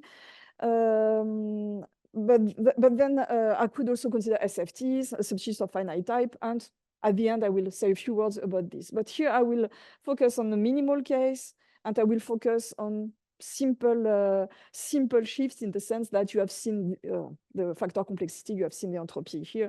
So let's start with not the chaotic case, but with the ordered case with simple shifts.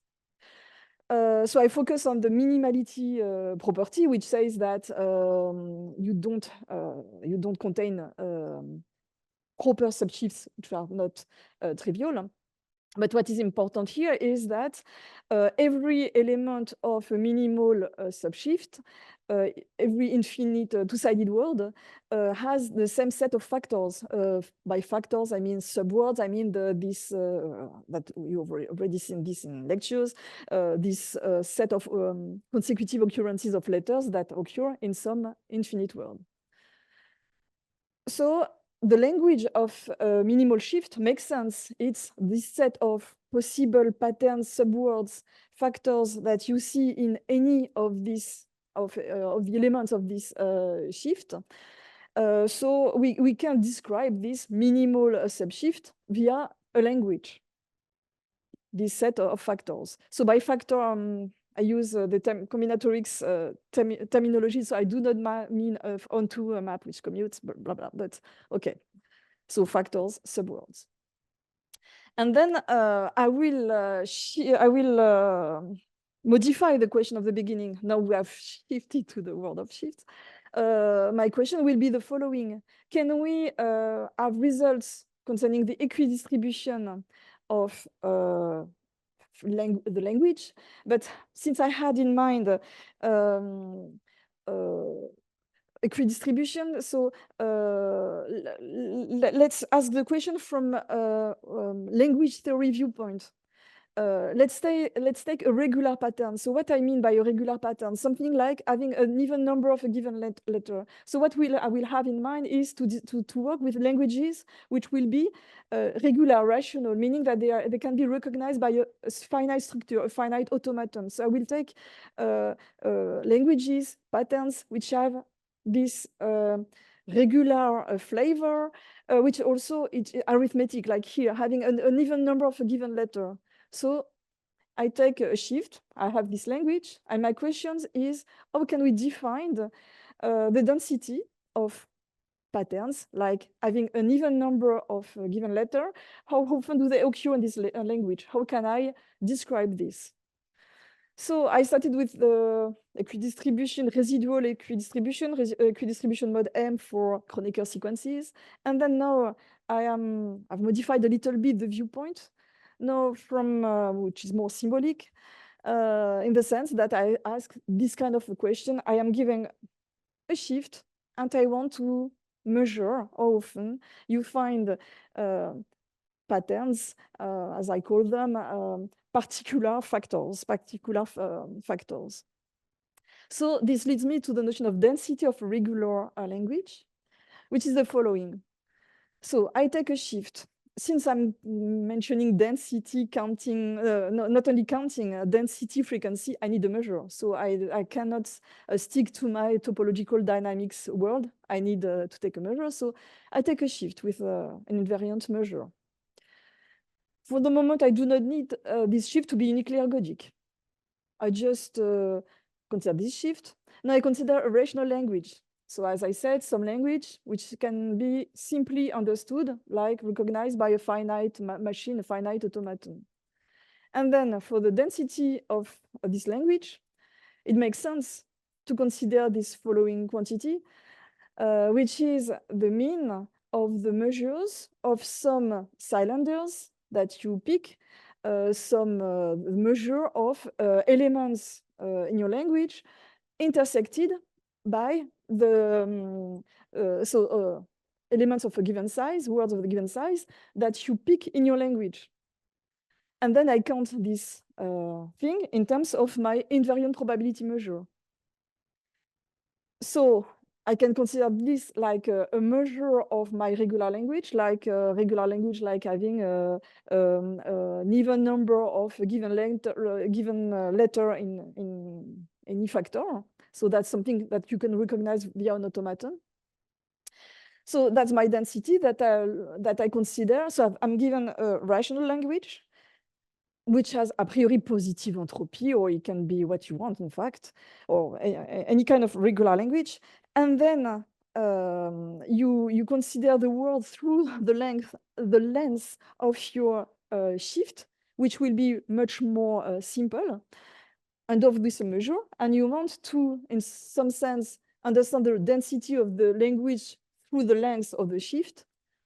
But in fact, what we are doing is more that we have a shift in mind and that we are trying to see inside this shift how often some pattern, as I said, something that can be recognized by an automaton can occur in this shift. So this is the density of a language under the measure, but in fact, the intuition behind it is even more that you are counting stuff inside a shift with respect to a language which is regular. So I've got two languages, I stress this, the language of the shift, which is simple, and the language generated by a finite automaton. Think of an SFT or suffix system, for instance, which is easily described, like no two ones in a row. And here, the language we will have in mind will have this residual flavor, and like the example that I have from the beginning, counting the number of a given letter, counting the parity of occurrences of a given letter in factors. And so a stupid remark, when I counted, when I defined it, I took every element of A to the I, but in fact, I'm counting the measures of cylinders or factors that belong to my language, since they would not be seen. The elements which do not belong to the language of the shift are not seen by the measure. So I could have replaced the measure of the language intersected by A to the I by the measure of the language intersected by the language of our shift. So are there some questions so far on this density? I continue. First properties of this notion of density. Well, if you take, instead of taking a restriction with respect to the regular language, you take all the words, well, you get something which is equal to 1. When the language is finite, you make too much restrictions, well, you see nothing. And when you have two disjoint languages, okay, the densities add in a nice way. So it's just some small remarks as a warm-up.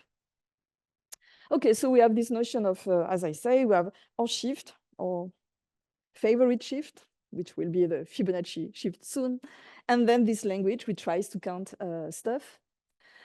But then to be able to see whether this density exists, which has no reason to exist, we will need some ergodic tools, we will need some more structure. So we will not start with any kind of language. We will start with a further structure, which will be that your language will be given by a group. So we'll use this group structure that will come to define skew products. So we'll take regular languages, which are pre-images of some morphism which goes into a group. And then we have the fact that there is some, these languages are rational, regular, there is an automaton that can recognize them. But we won't use that, in fact, we just use this algebraic definition. So we take set of words such that when you look at them through a morphism, this set of words are obtained as the pre-image of some subset of my group. Typically, words having an even number of A's are obtained by taking a morphism that maps the letter A to 1, the other letters to 0, and you take things you map this in Z over 2Z. So now we have an algebraic structure. So we started with a symbolic dynamical system. We add some algebraic structure. Now that we have seen a lot of skew products, you're ready to see a skew product, but I should maybe first give the example I said too quickly. So the question of the parity of letters, but even I prepared an even easier example, which is the following. Take as an example for my language, something which is a pre-image by the following morphism, which maps A star to Z over MZ, okay? And then you take the pre-image of 0, okay? And then you take as a map phi, you map every letter to 1. So that's just say that, in fact, you're counting words with respect to their length. That's not super interesting because I put this map phi. It doesn't distinguish between letters.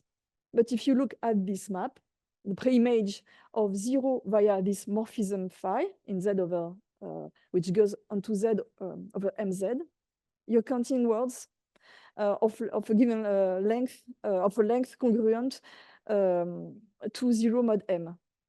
Okay, so if we go back to our definition, we count, okay, this limit exists, and it's just 1 over M. And it doesn't depend on the measure. It's just that if in a language you count the number of factors and you add the measures for all the factors which have a given congruence to M, here 0 congruence to M, well, okay, you are just selecting 1 over M times the size of your space. Okay, but that gives us a flavor of the results we can have. The density exists and is equal to the ratio of the set which allowed me to define my language, the K, the sub part of the group that I'm taking, and divided by the size of G.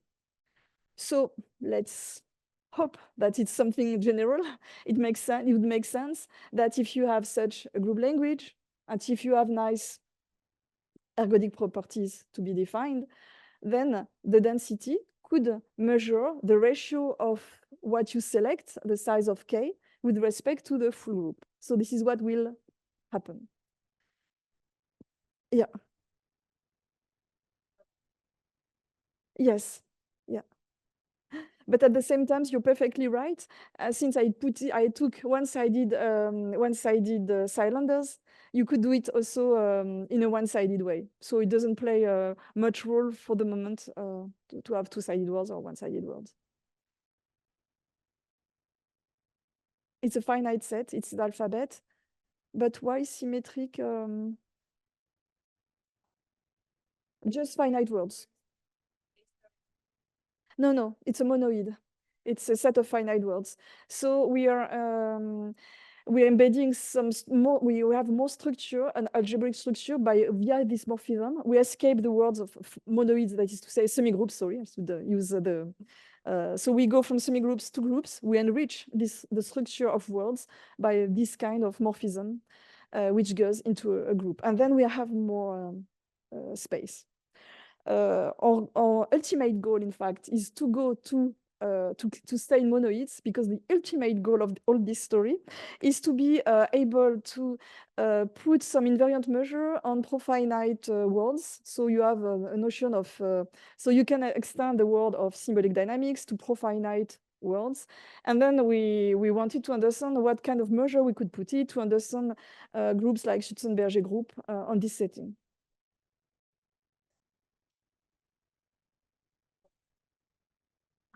Yes, in some sense, because it's a measure, so it's a probability measure of something.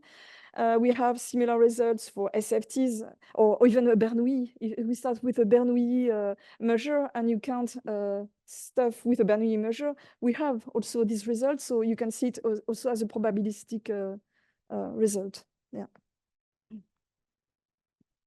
So that was my warm-up example. Phi of A was sent to A for everybody. But then let's make something more subtle, and it will lead us to the example I have from the beginning. So only one letter is seen by my morphism. All the letters are forgotten. And then again, I take 0 as a subset of Z over MZ. And then I am counting words which have whose number of occurrence of a given letter is divisible, is congruent to 0 mod M. So that, no, this is the example that makes more sense. And then the question is, do we have existence of a density for this morphism? And then the answer will depend on the shift. So we take this simple regular language, but according to the shift, we'll see that we have a density that exists or not.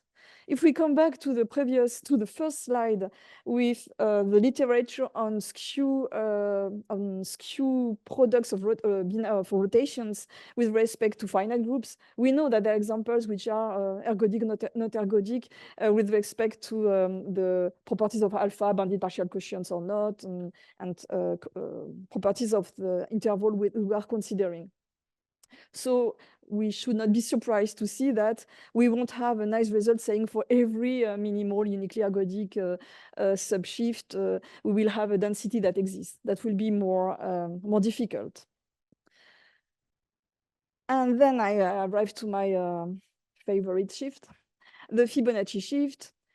So yeah, there are not that much ways to find easy shifts. In fact, you can code some dynamical systems. You arrive to Sturmian shifts. You can code interval exchange transformations. Okay, you arrive to codings of interval exchange transformations. But then you can think in terms of a strategy. I do not allow 2 letters. I take SFT. But then I get something complicated, as we've seen with positive entropy. So here, substitution is a nice rule that allows to create shifts and to give a lot of examples of shifts, which have some relevance. And here, how we do that, we use morphism, but which replaces letters by words. So we are in the semi-group setting. We have no constellation, so no train. So you mentioned train tracks. No need to do some train tracks. Of course, you could do that with group automorphisms, and then that could be extended in terms of EWIP, train tracks, or what you need. But here we are in very easy case. No constellations, morphism of the free monoid of semi-group. And then we take such a rule, which replaces 1 letter by 2 letters, another one by another letter. I think someone mentioned, yes, you mentioned the automatic sequences. And then, so here we are not in a automatic sequence case because it's a non-constant length substitution, but it behaves super well. So the fact that the image of A starts by itself means that you can iterate these words. You can create a sequence of nested words which converges to an infinite word, and you know which topology to use thanks to Jenny, the word topology, which says that the longer the prefix that you have coincide, the closer the sequences the words are.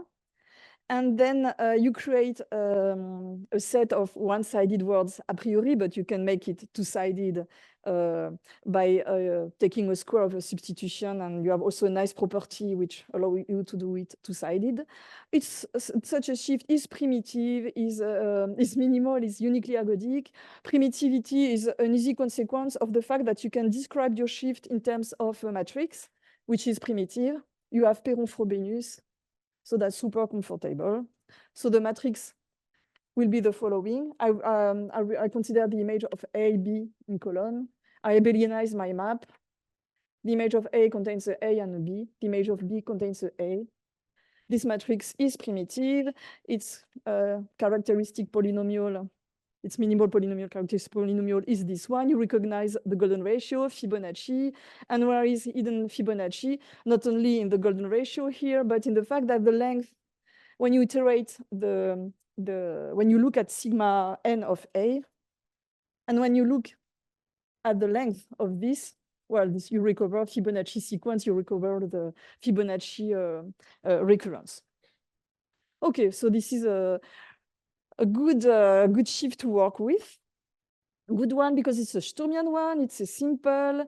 The morphism, even if I said, okay, we are in a morphic case, in a monoid case, this is an automorphism of 3 group.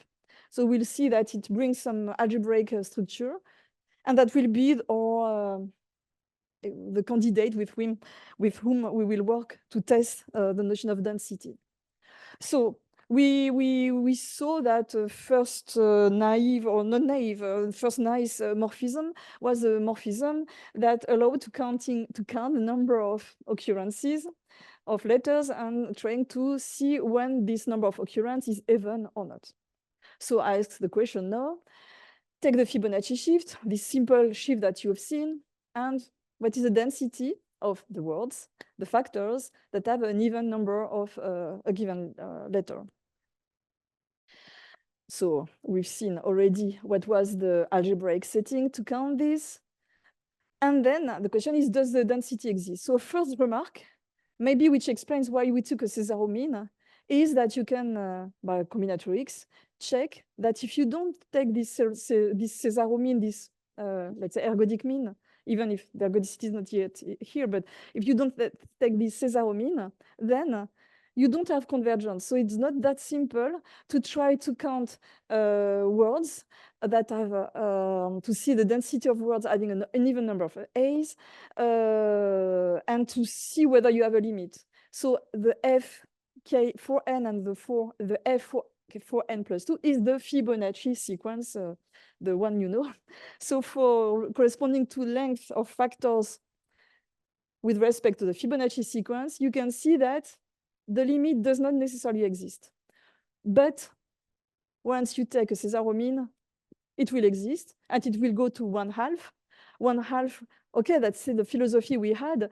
We have a group with 2 elements, and we are picking a language with respect to the pre-image of a subset of 1 element. So 1/2.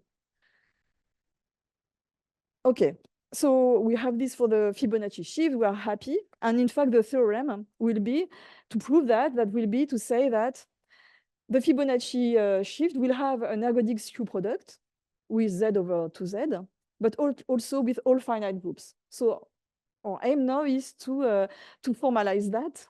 I mean, to introduce our skew products, and then to see why this kind of result holds, and why, for which class of systems it can hold. So for the Fibonacci shift, we are comfortable. I mentioned automatic sequences. So suppose we would have started with a so-called two-morph sequence, which is A gives AB and B gives BA. We wouldn't have such a nice result. So it's not only due to the simplicity of the map which generated our shift, the substitution.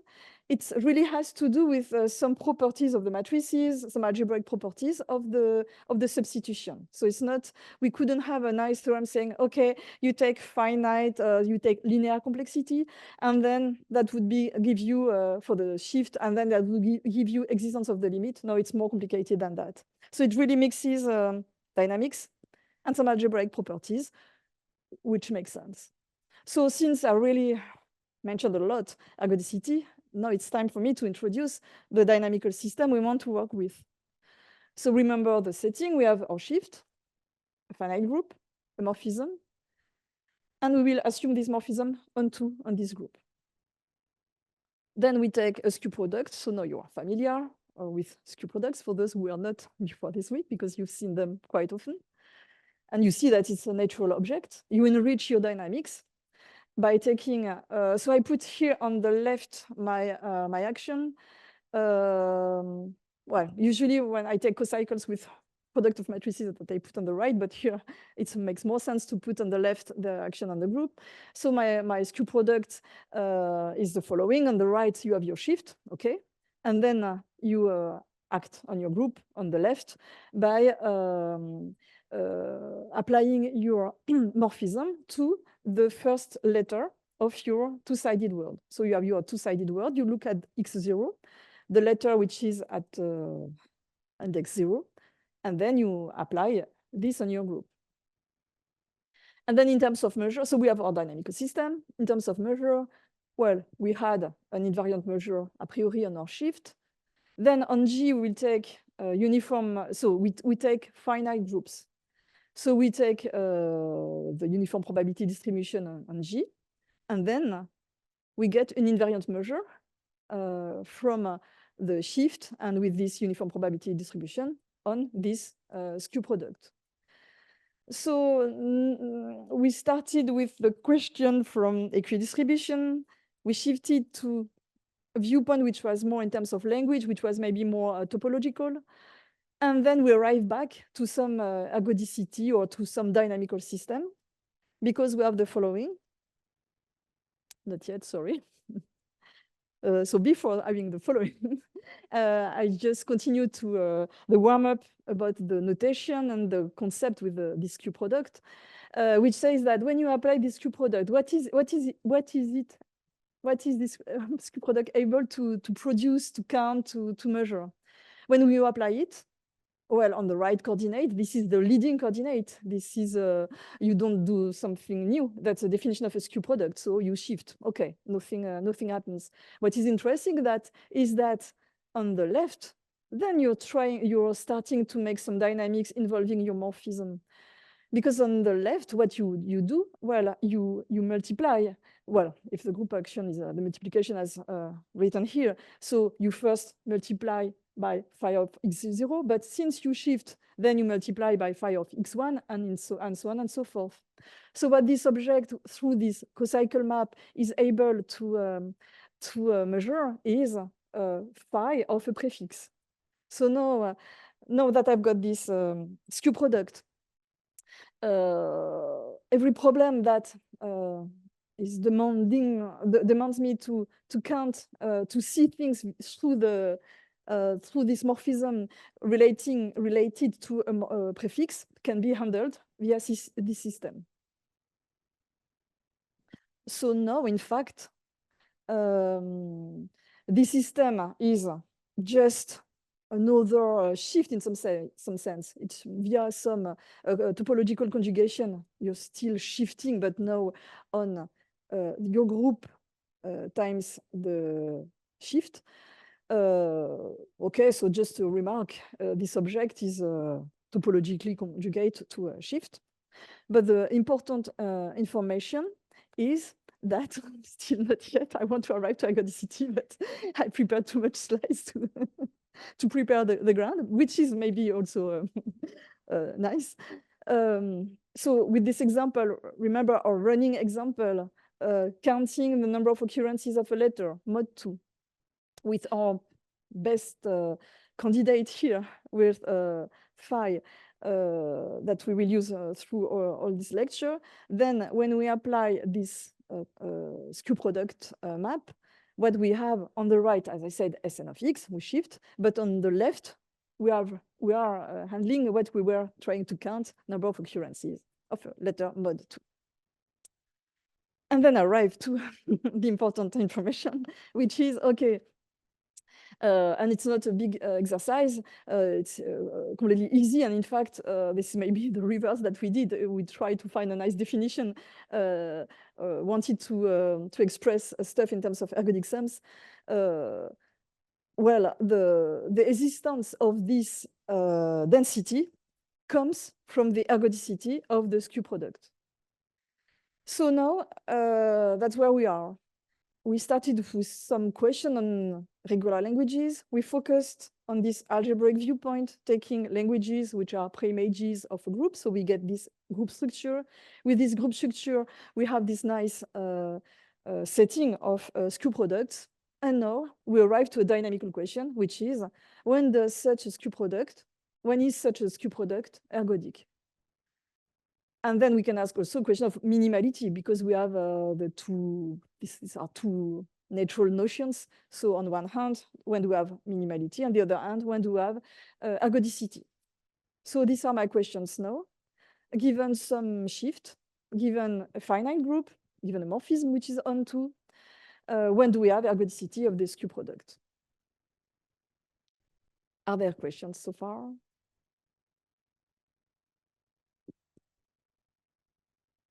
The shift is not minimal, a priori, but it will be be minimal. And as I said, we can handle the case of minimal shifts or the case of SFTs. And so we are able to handle both ends of the spectrum of the shifts. But we will, we will use minimality quite a lot, in fact. So for the moment, so we have our Fibonacci shift, and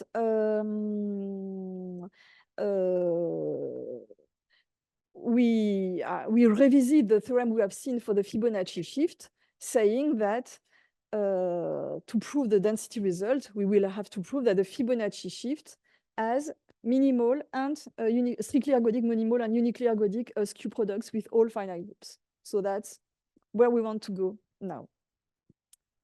Okay.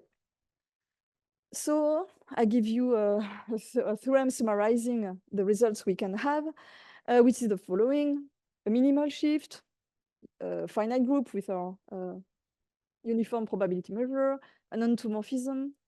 And then there is a nice decomposition of the space into minimal closed invariant components. okay, all these components behave in the same way. They are finite in measure, and they have the same measure for the global measure of the skew products. And then if you focus on one of the components, and if you are ergodic, then you have to be minimal. So maybe what is important to think is, suppose you have ergodicity on all the space, it implies minimality. So you have a kind of hierarchy in the two notions that we are looking for, minimality and ergodicity. Once we have ergodicity, we're good for the minimality. And that's something, and also even in terms of unique ergodicity, if you have unique ergodicity of your shift, plus on top of this ergodicity of the skew product, then you get unique ergodicity. This is something that in the results of Veach on skew products over rotations was also there. It's not difficult to prove this kind of result. So concerning minimality and ergodicity, we have the following. We can divide C components into our system, which are, and there are finitely many of them. And then we want to see whether we have ergodicity on the components or a global ergodicity. But we have this kind of structure on the set, which comes from the algebraic, the fact that we have a skew product with a group. And also, I forgot to say that the Veach example from the beginning, considering toral translations, has been used via skew products to produce a lot of examples or counterexamples, like a system which are minimal and not uniquely ergodic, and this kind of stuff in the literature. So it's natural that we play with these two notions, and the two notions are occurring here.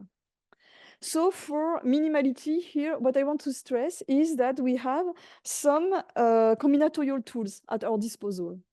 So I will now mention the notion of return word, which is something classic in symbolic dynamics. It's one of the tools. So if you have a symbolic system, if you want to understand it, it's natural to decompose it in terms of return words. To decompose, if you want to have a nice decomposition in Rockling Tower, Bratelli version, or having a finite wrong property, then this is the object you will use to understand your system.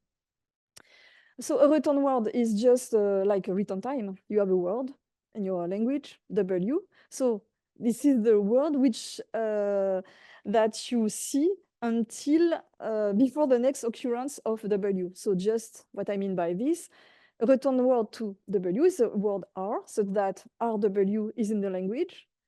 R starts as a prefix W, and RW, when you have seen RW, you have seen the second occurrence. Why it's written like that is because you can have words with whose occurrences overlap. So it's a clean way to say what is a return word, but the idea is a return time. It's you have a word, you wait for its next occurrence, and that's what is missing here to the next occurrence that defines the return word. Looking at return words allows you to decompose the system, like in induction, in fact. So you have a word, your favorite, maybe the first letter, and you decompose your space into return words. Let's look at this for our favorite shift, the Fibonacci shift.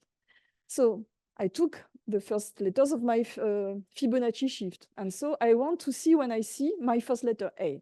So I put a bar after each occurrence, before each occurrence of A.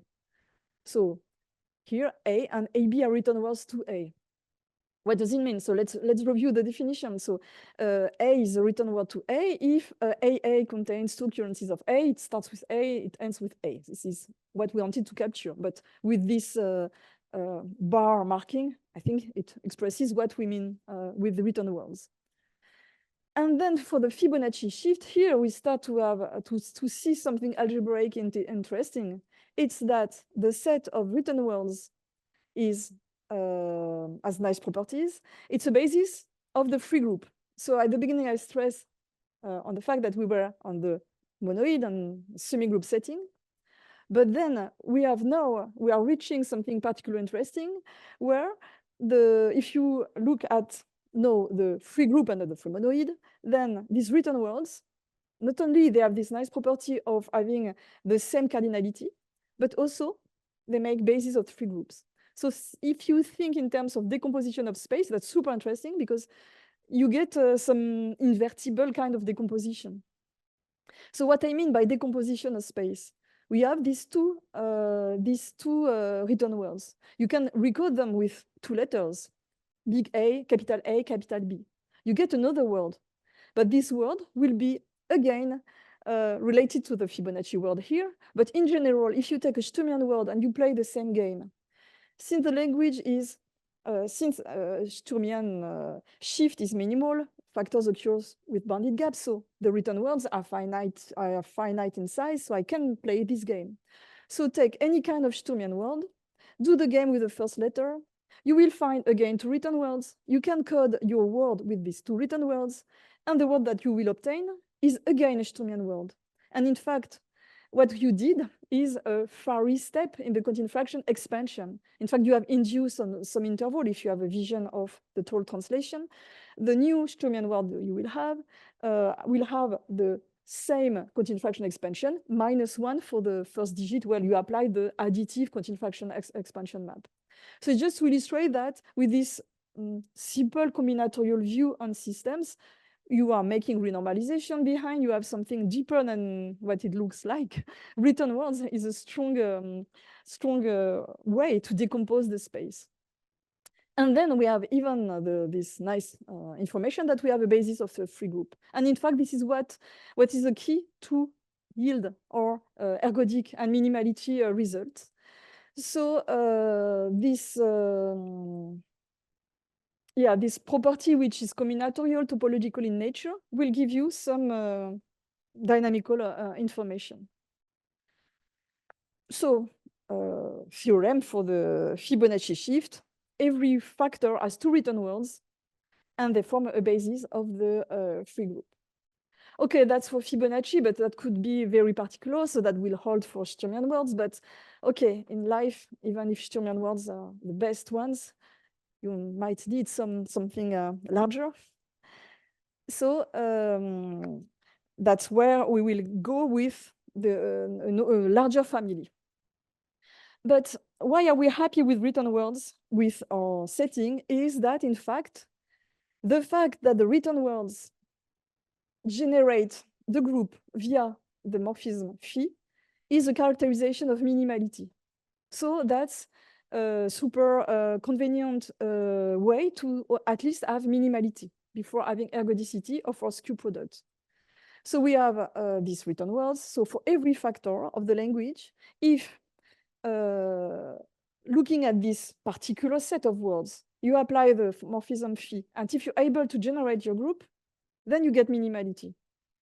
So this is why it was interesting to be able to generate the free group to recover letters via written words. This algebraic property that they have means that, in fact, they produce minimality if you take any morphism into a free group. So this is where this written word property makes sense with this characterization of minimality. Are there questions so far? Or? Okay, so we have this nice characterization. But then if you know the literature on skew products and cocycles and so on and so forth, you will say, but where is Ansai's criterion in this story? So Ansai's criterion says you that to be not ergodic means that you have a co-boundary, which is behind. So what does it say? It says that you have a system for which the skew product is not ergodic. What does it mean? It means that the following equation that you have through some character, because here for my group, I just assume that it was a compact abelian. I don't need to have a finite group like before. So I gave the general formulation of Ansai's criterion, but for compact abelian groups.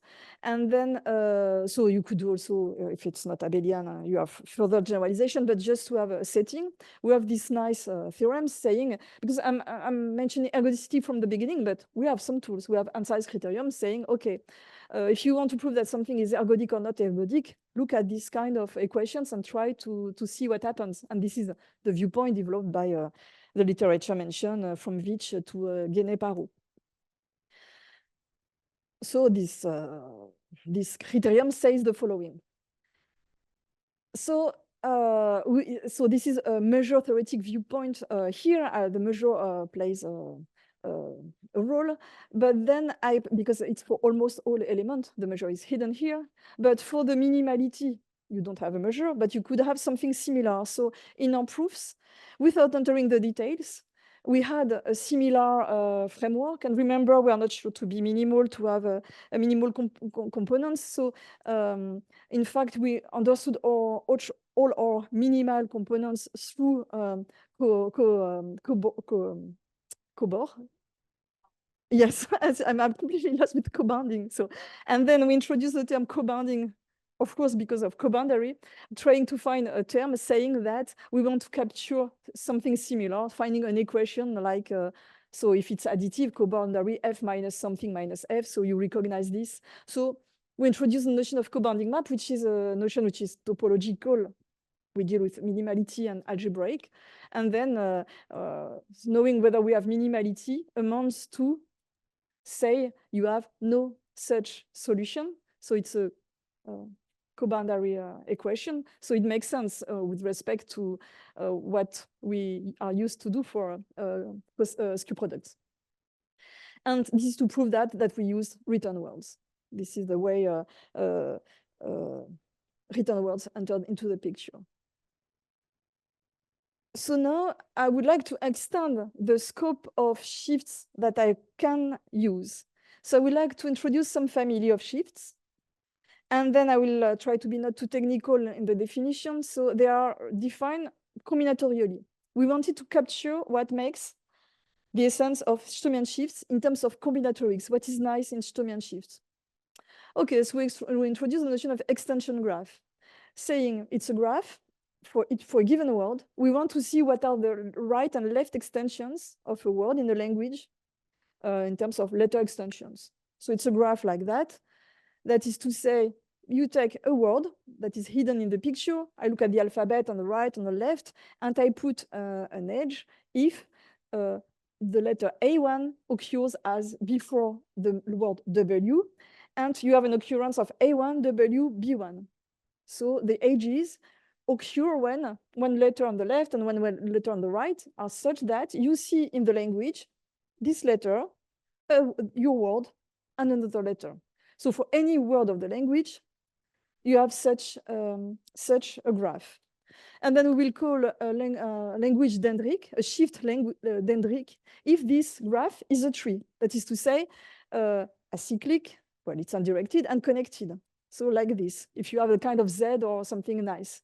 So this combinatorial description of languages, captures a lot of information. It's super nice. And someone mentioned Dameron and Fickenstein, maybe Sasha, and which has a result saying the number of ergodic measures smaller than cardinality of the alphabet divided by 2. You have this kind of, so they arrive to the same notion, and we have a nice results on the number of ergodic measures for such a system.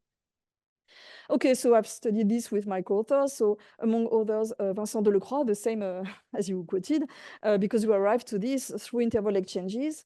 We will see why.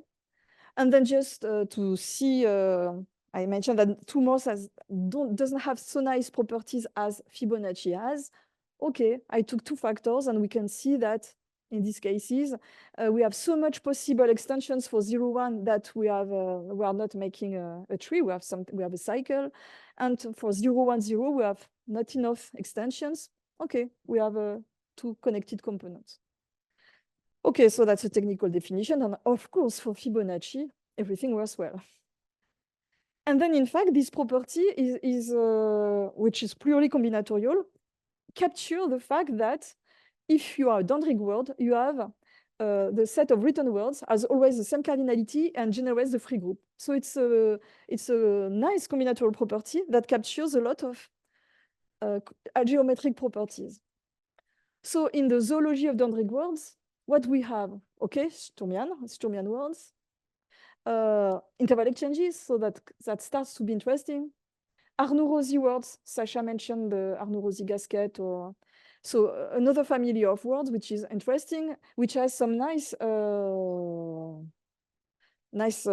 geometric structure, because they also correspond to some particular interval exchanges and natural involutions. So these kind of objects which are interesting from a world viewpoint, and also some translation surface or some other or some flows behind them and some surfaces, make sense in this context. So dendritic shifts is an interesting family in sense it captures different objects which have a different kind of properties. And then we have a nice theorem saying that we have this decomposition structure for dendritic worlds. So with this, we can look at interval exchanges, Arnoux-Rosy words, other words, Cassain-Labbé words were mentioned by Sasha also. And then we have these properties that says you can decode thanks to written words in a way that you have this algebraic property that written words form a basis of the free group. So it's not only that the matrices which are behind, if you take your favorite representation as a Bratelli diagram or working toral, the matrices are unimodular. It's even more than that. You have some richer algebraic structure which is behind. Then you can decode with written words dendritic words that give you so-called SID representations or this kind of representations. And this is super handy to work with. And then just about unique ergodicity, still for dendritic words. Well, I wanted to recall a few key ideas. If you have a small factor complexity that gives you unique ergodicity, it's known since Boschanitsan. But of course, since I said interval exchanges are dendritic, we know that they are not uniquely ergodic, possibly. So you have dendritic words which are not uniquely ergodic, but thanks to the result of Dambron-Fickenscher, we have at most 2 d/2 ergodic invariant measures. So it's nice in terms of order. You have a factor complexity which is linear, but this order comes also with a reasonable number of invariant, a finite number, and reasonable number of invariant ergodic measures. From a spectral viewpoint, you can have what you want. You are not, you don't have necessarily discrete spectrum, okay, but well, that makes quite ordered worlds, shifts. Okay, so then the theorem we have is that the skew products of dendritic worlds are minimal, thanks to the written word property. And the ergodicity, well, we still don't know when we have, we still don't have a characterization in terms of parameters of unique ergodicity. What we're able to prove is that if you impose some condition which is in favor of having bounded partial quotients with the example of the beginning of skew product over translation, if we take a primitive substitution, like for Fibonacci, okay, then we have unique ergodicity. So this is why the theorem we had for Fibonacci makes sense. And then just to finish, some example of application to come back to the starting point. Instead of looking at toral translations, let's put our Fibonacci shift into continued fractions and see what happens and how it relates to the behavior for almost every real number and for equidistribution. So then, if we apply our setting just by embedding the matrices of the continued fractions into GL2 of Z over 2Z, something nice is that we find this kind of equidistribution result. So you have your Fibonacci shift that you use as sequence of partial quotients. You look at the real numbers. Well, it's totally non-generic with respect to what you happen. It's very particular numbers. They have bounded partial quotients, 2 partial quotients. But then we have equidistribution results which are exactly as what you have for random irrational numbers, as proved by Jaeger, Liardet with the same skew product. And then here we find again this notion of equidistribution saying, okay, the partial quotients equidistribute well for the Fibonacci shift, and it equidistributes in the same way as generic real number do. And then you might ask the question of what about log of Q1 over N, in fact, the Levis constant? Well, it exists also for some different results a la Keston, Furstenberg, Walters on cocycles of matrices. So results of this thing, of this flavor. So we have a nice behavior, which is like the one of almost every real number in terms of both aspects, the classical equidistribution, classical ergodic sums, and equidistribution with respect to skew products. Thank you very much.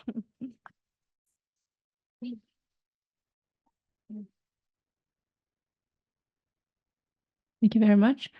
Any questions? So at some point you mentioned that you wanted to have profinite groups instead of finite groups. So could you explain about the challenges? Yeah, so the idea is to have, so you extend the notion, so you have the profinite free monoid and the profinite free group. So then you have a notion of infinite words, which become profinite words. These are not infinite words, but they have made profinite. And then you can do some symbolic dynamics on these profinite words. So there's a book about this by involving Dominique Perrin as author, symbolic dynamics on this. And then with this, you can have more algebraic structure. You can define a so-called Schützenberger group. And the idea would be to compare this group with the dimension group or the groups, the classical groups that you have for symbolic dynamical systems. So it's to enrich the usual Z view, but profinitely, to be able to understand also conjugacy problems on the original shifts via this enrichment, this profinite enrichment. So that was our starting point. And then the Dandrick words we have here have nice properties in this setting, because of these algebraic properties. And then our idea was to, our need is to have a notion of invariant measure in this profinite setting, in the profinite free monoid setting. Thank you. Any further questions?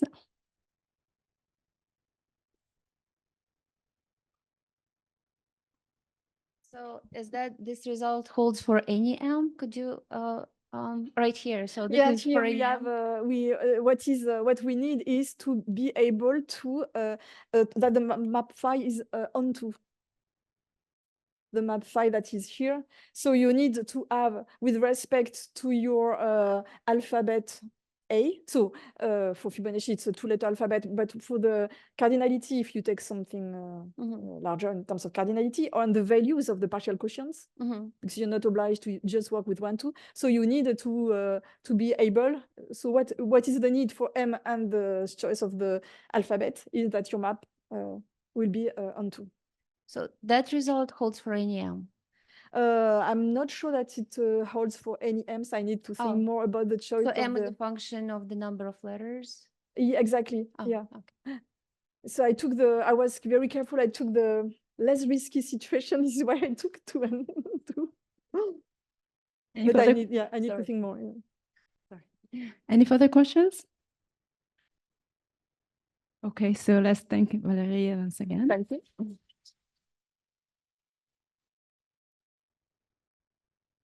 And also, as the last chair, I'd like to thank again the organizers and scientific committees and staff for the wonderful conference.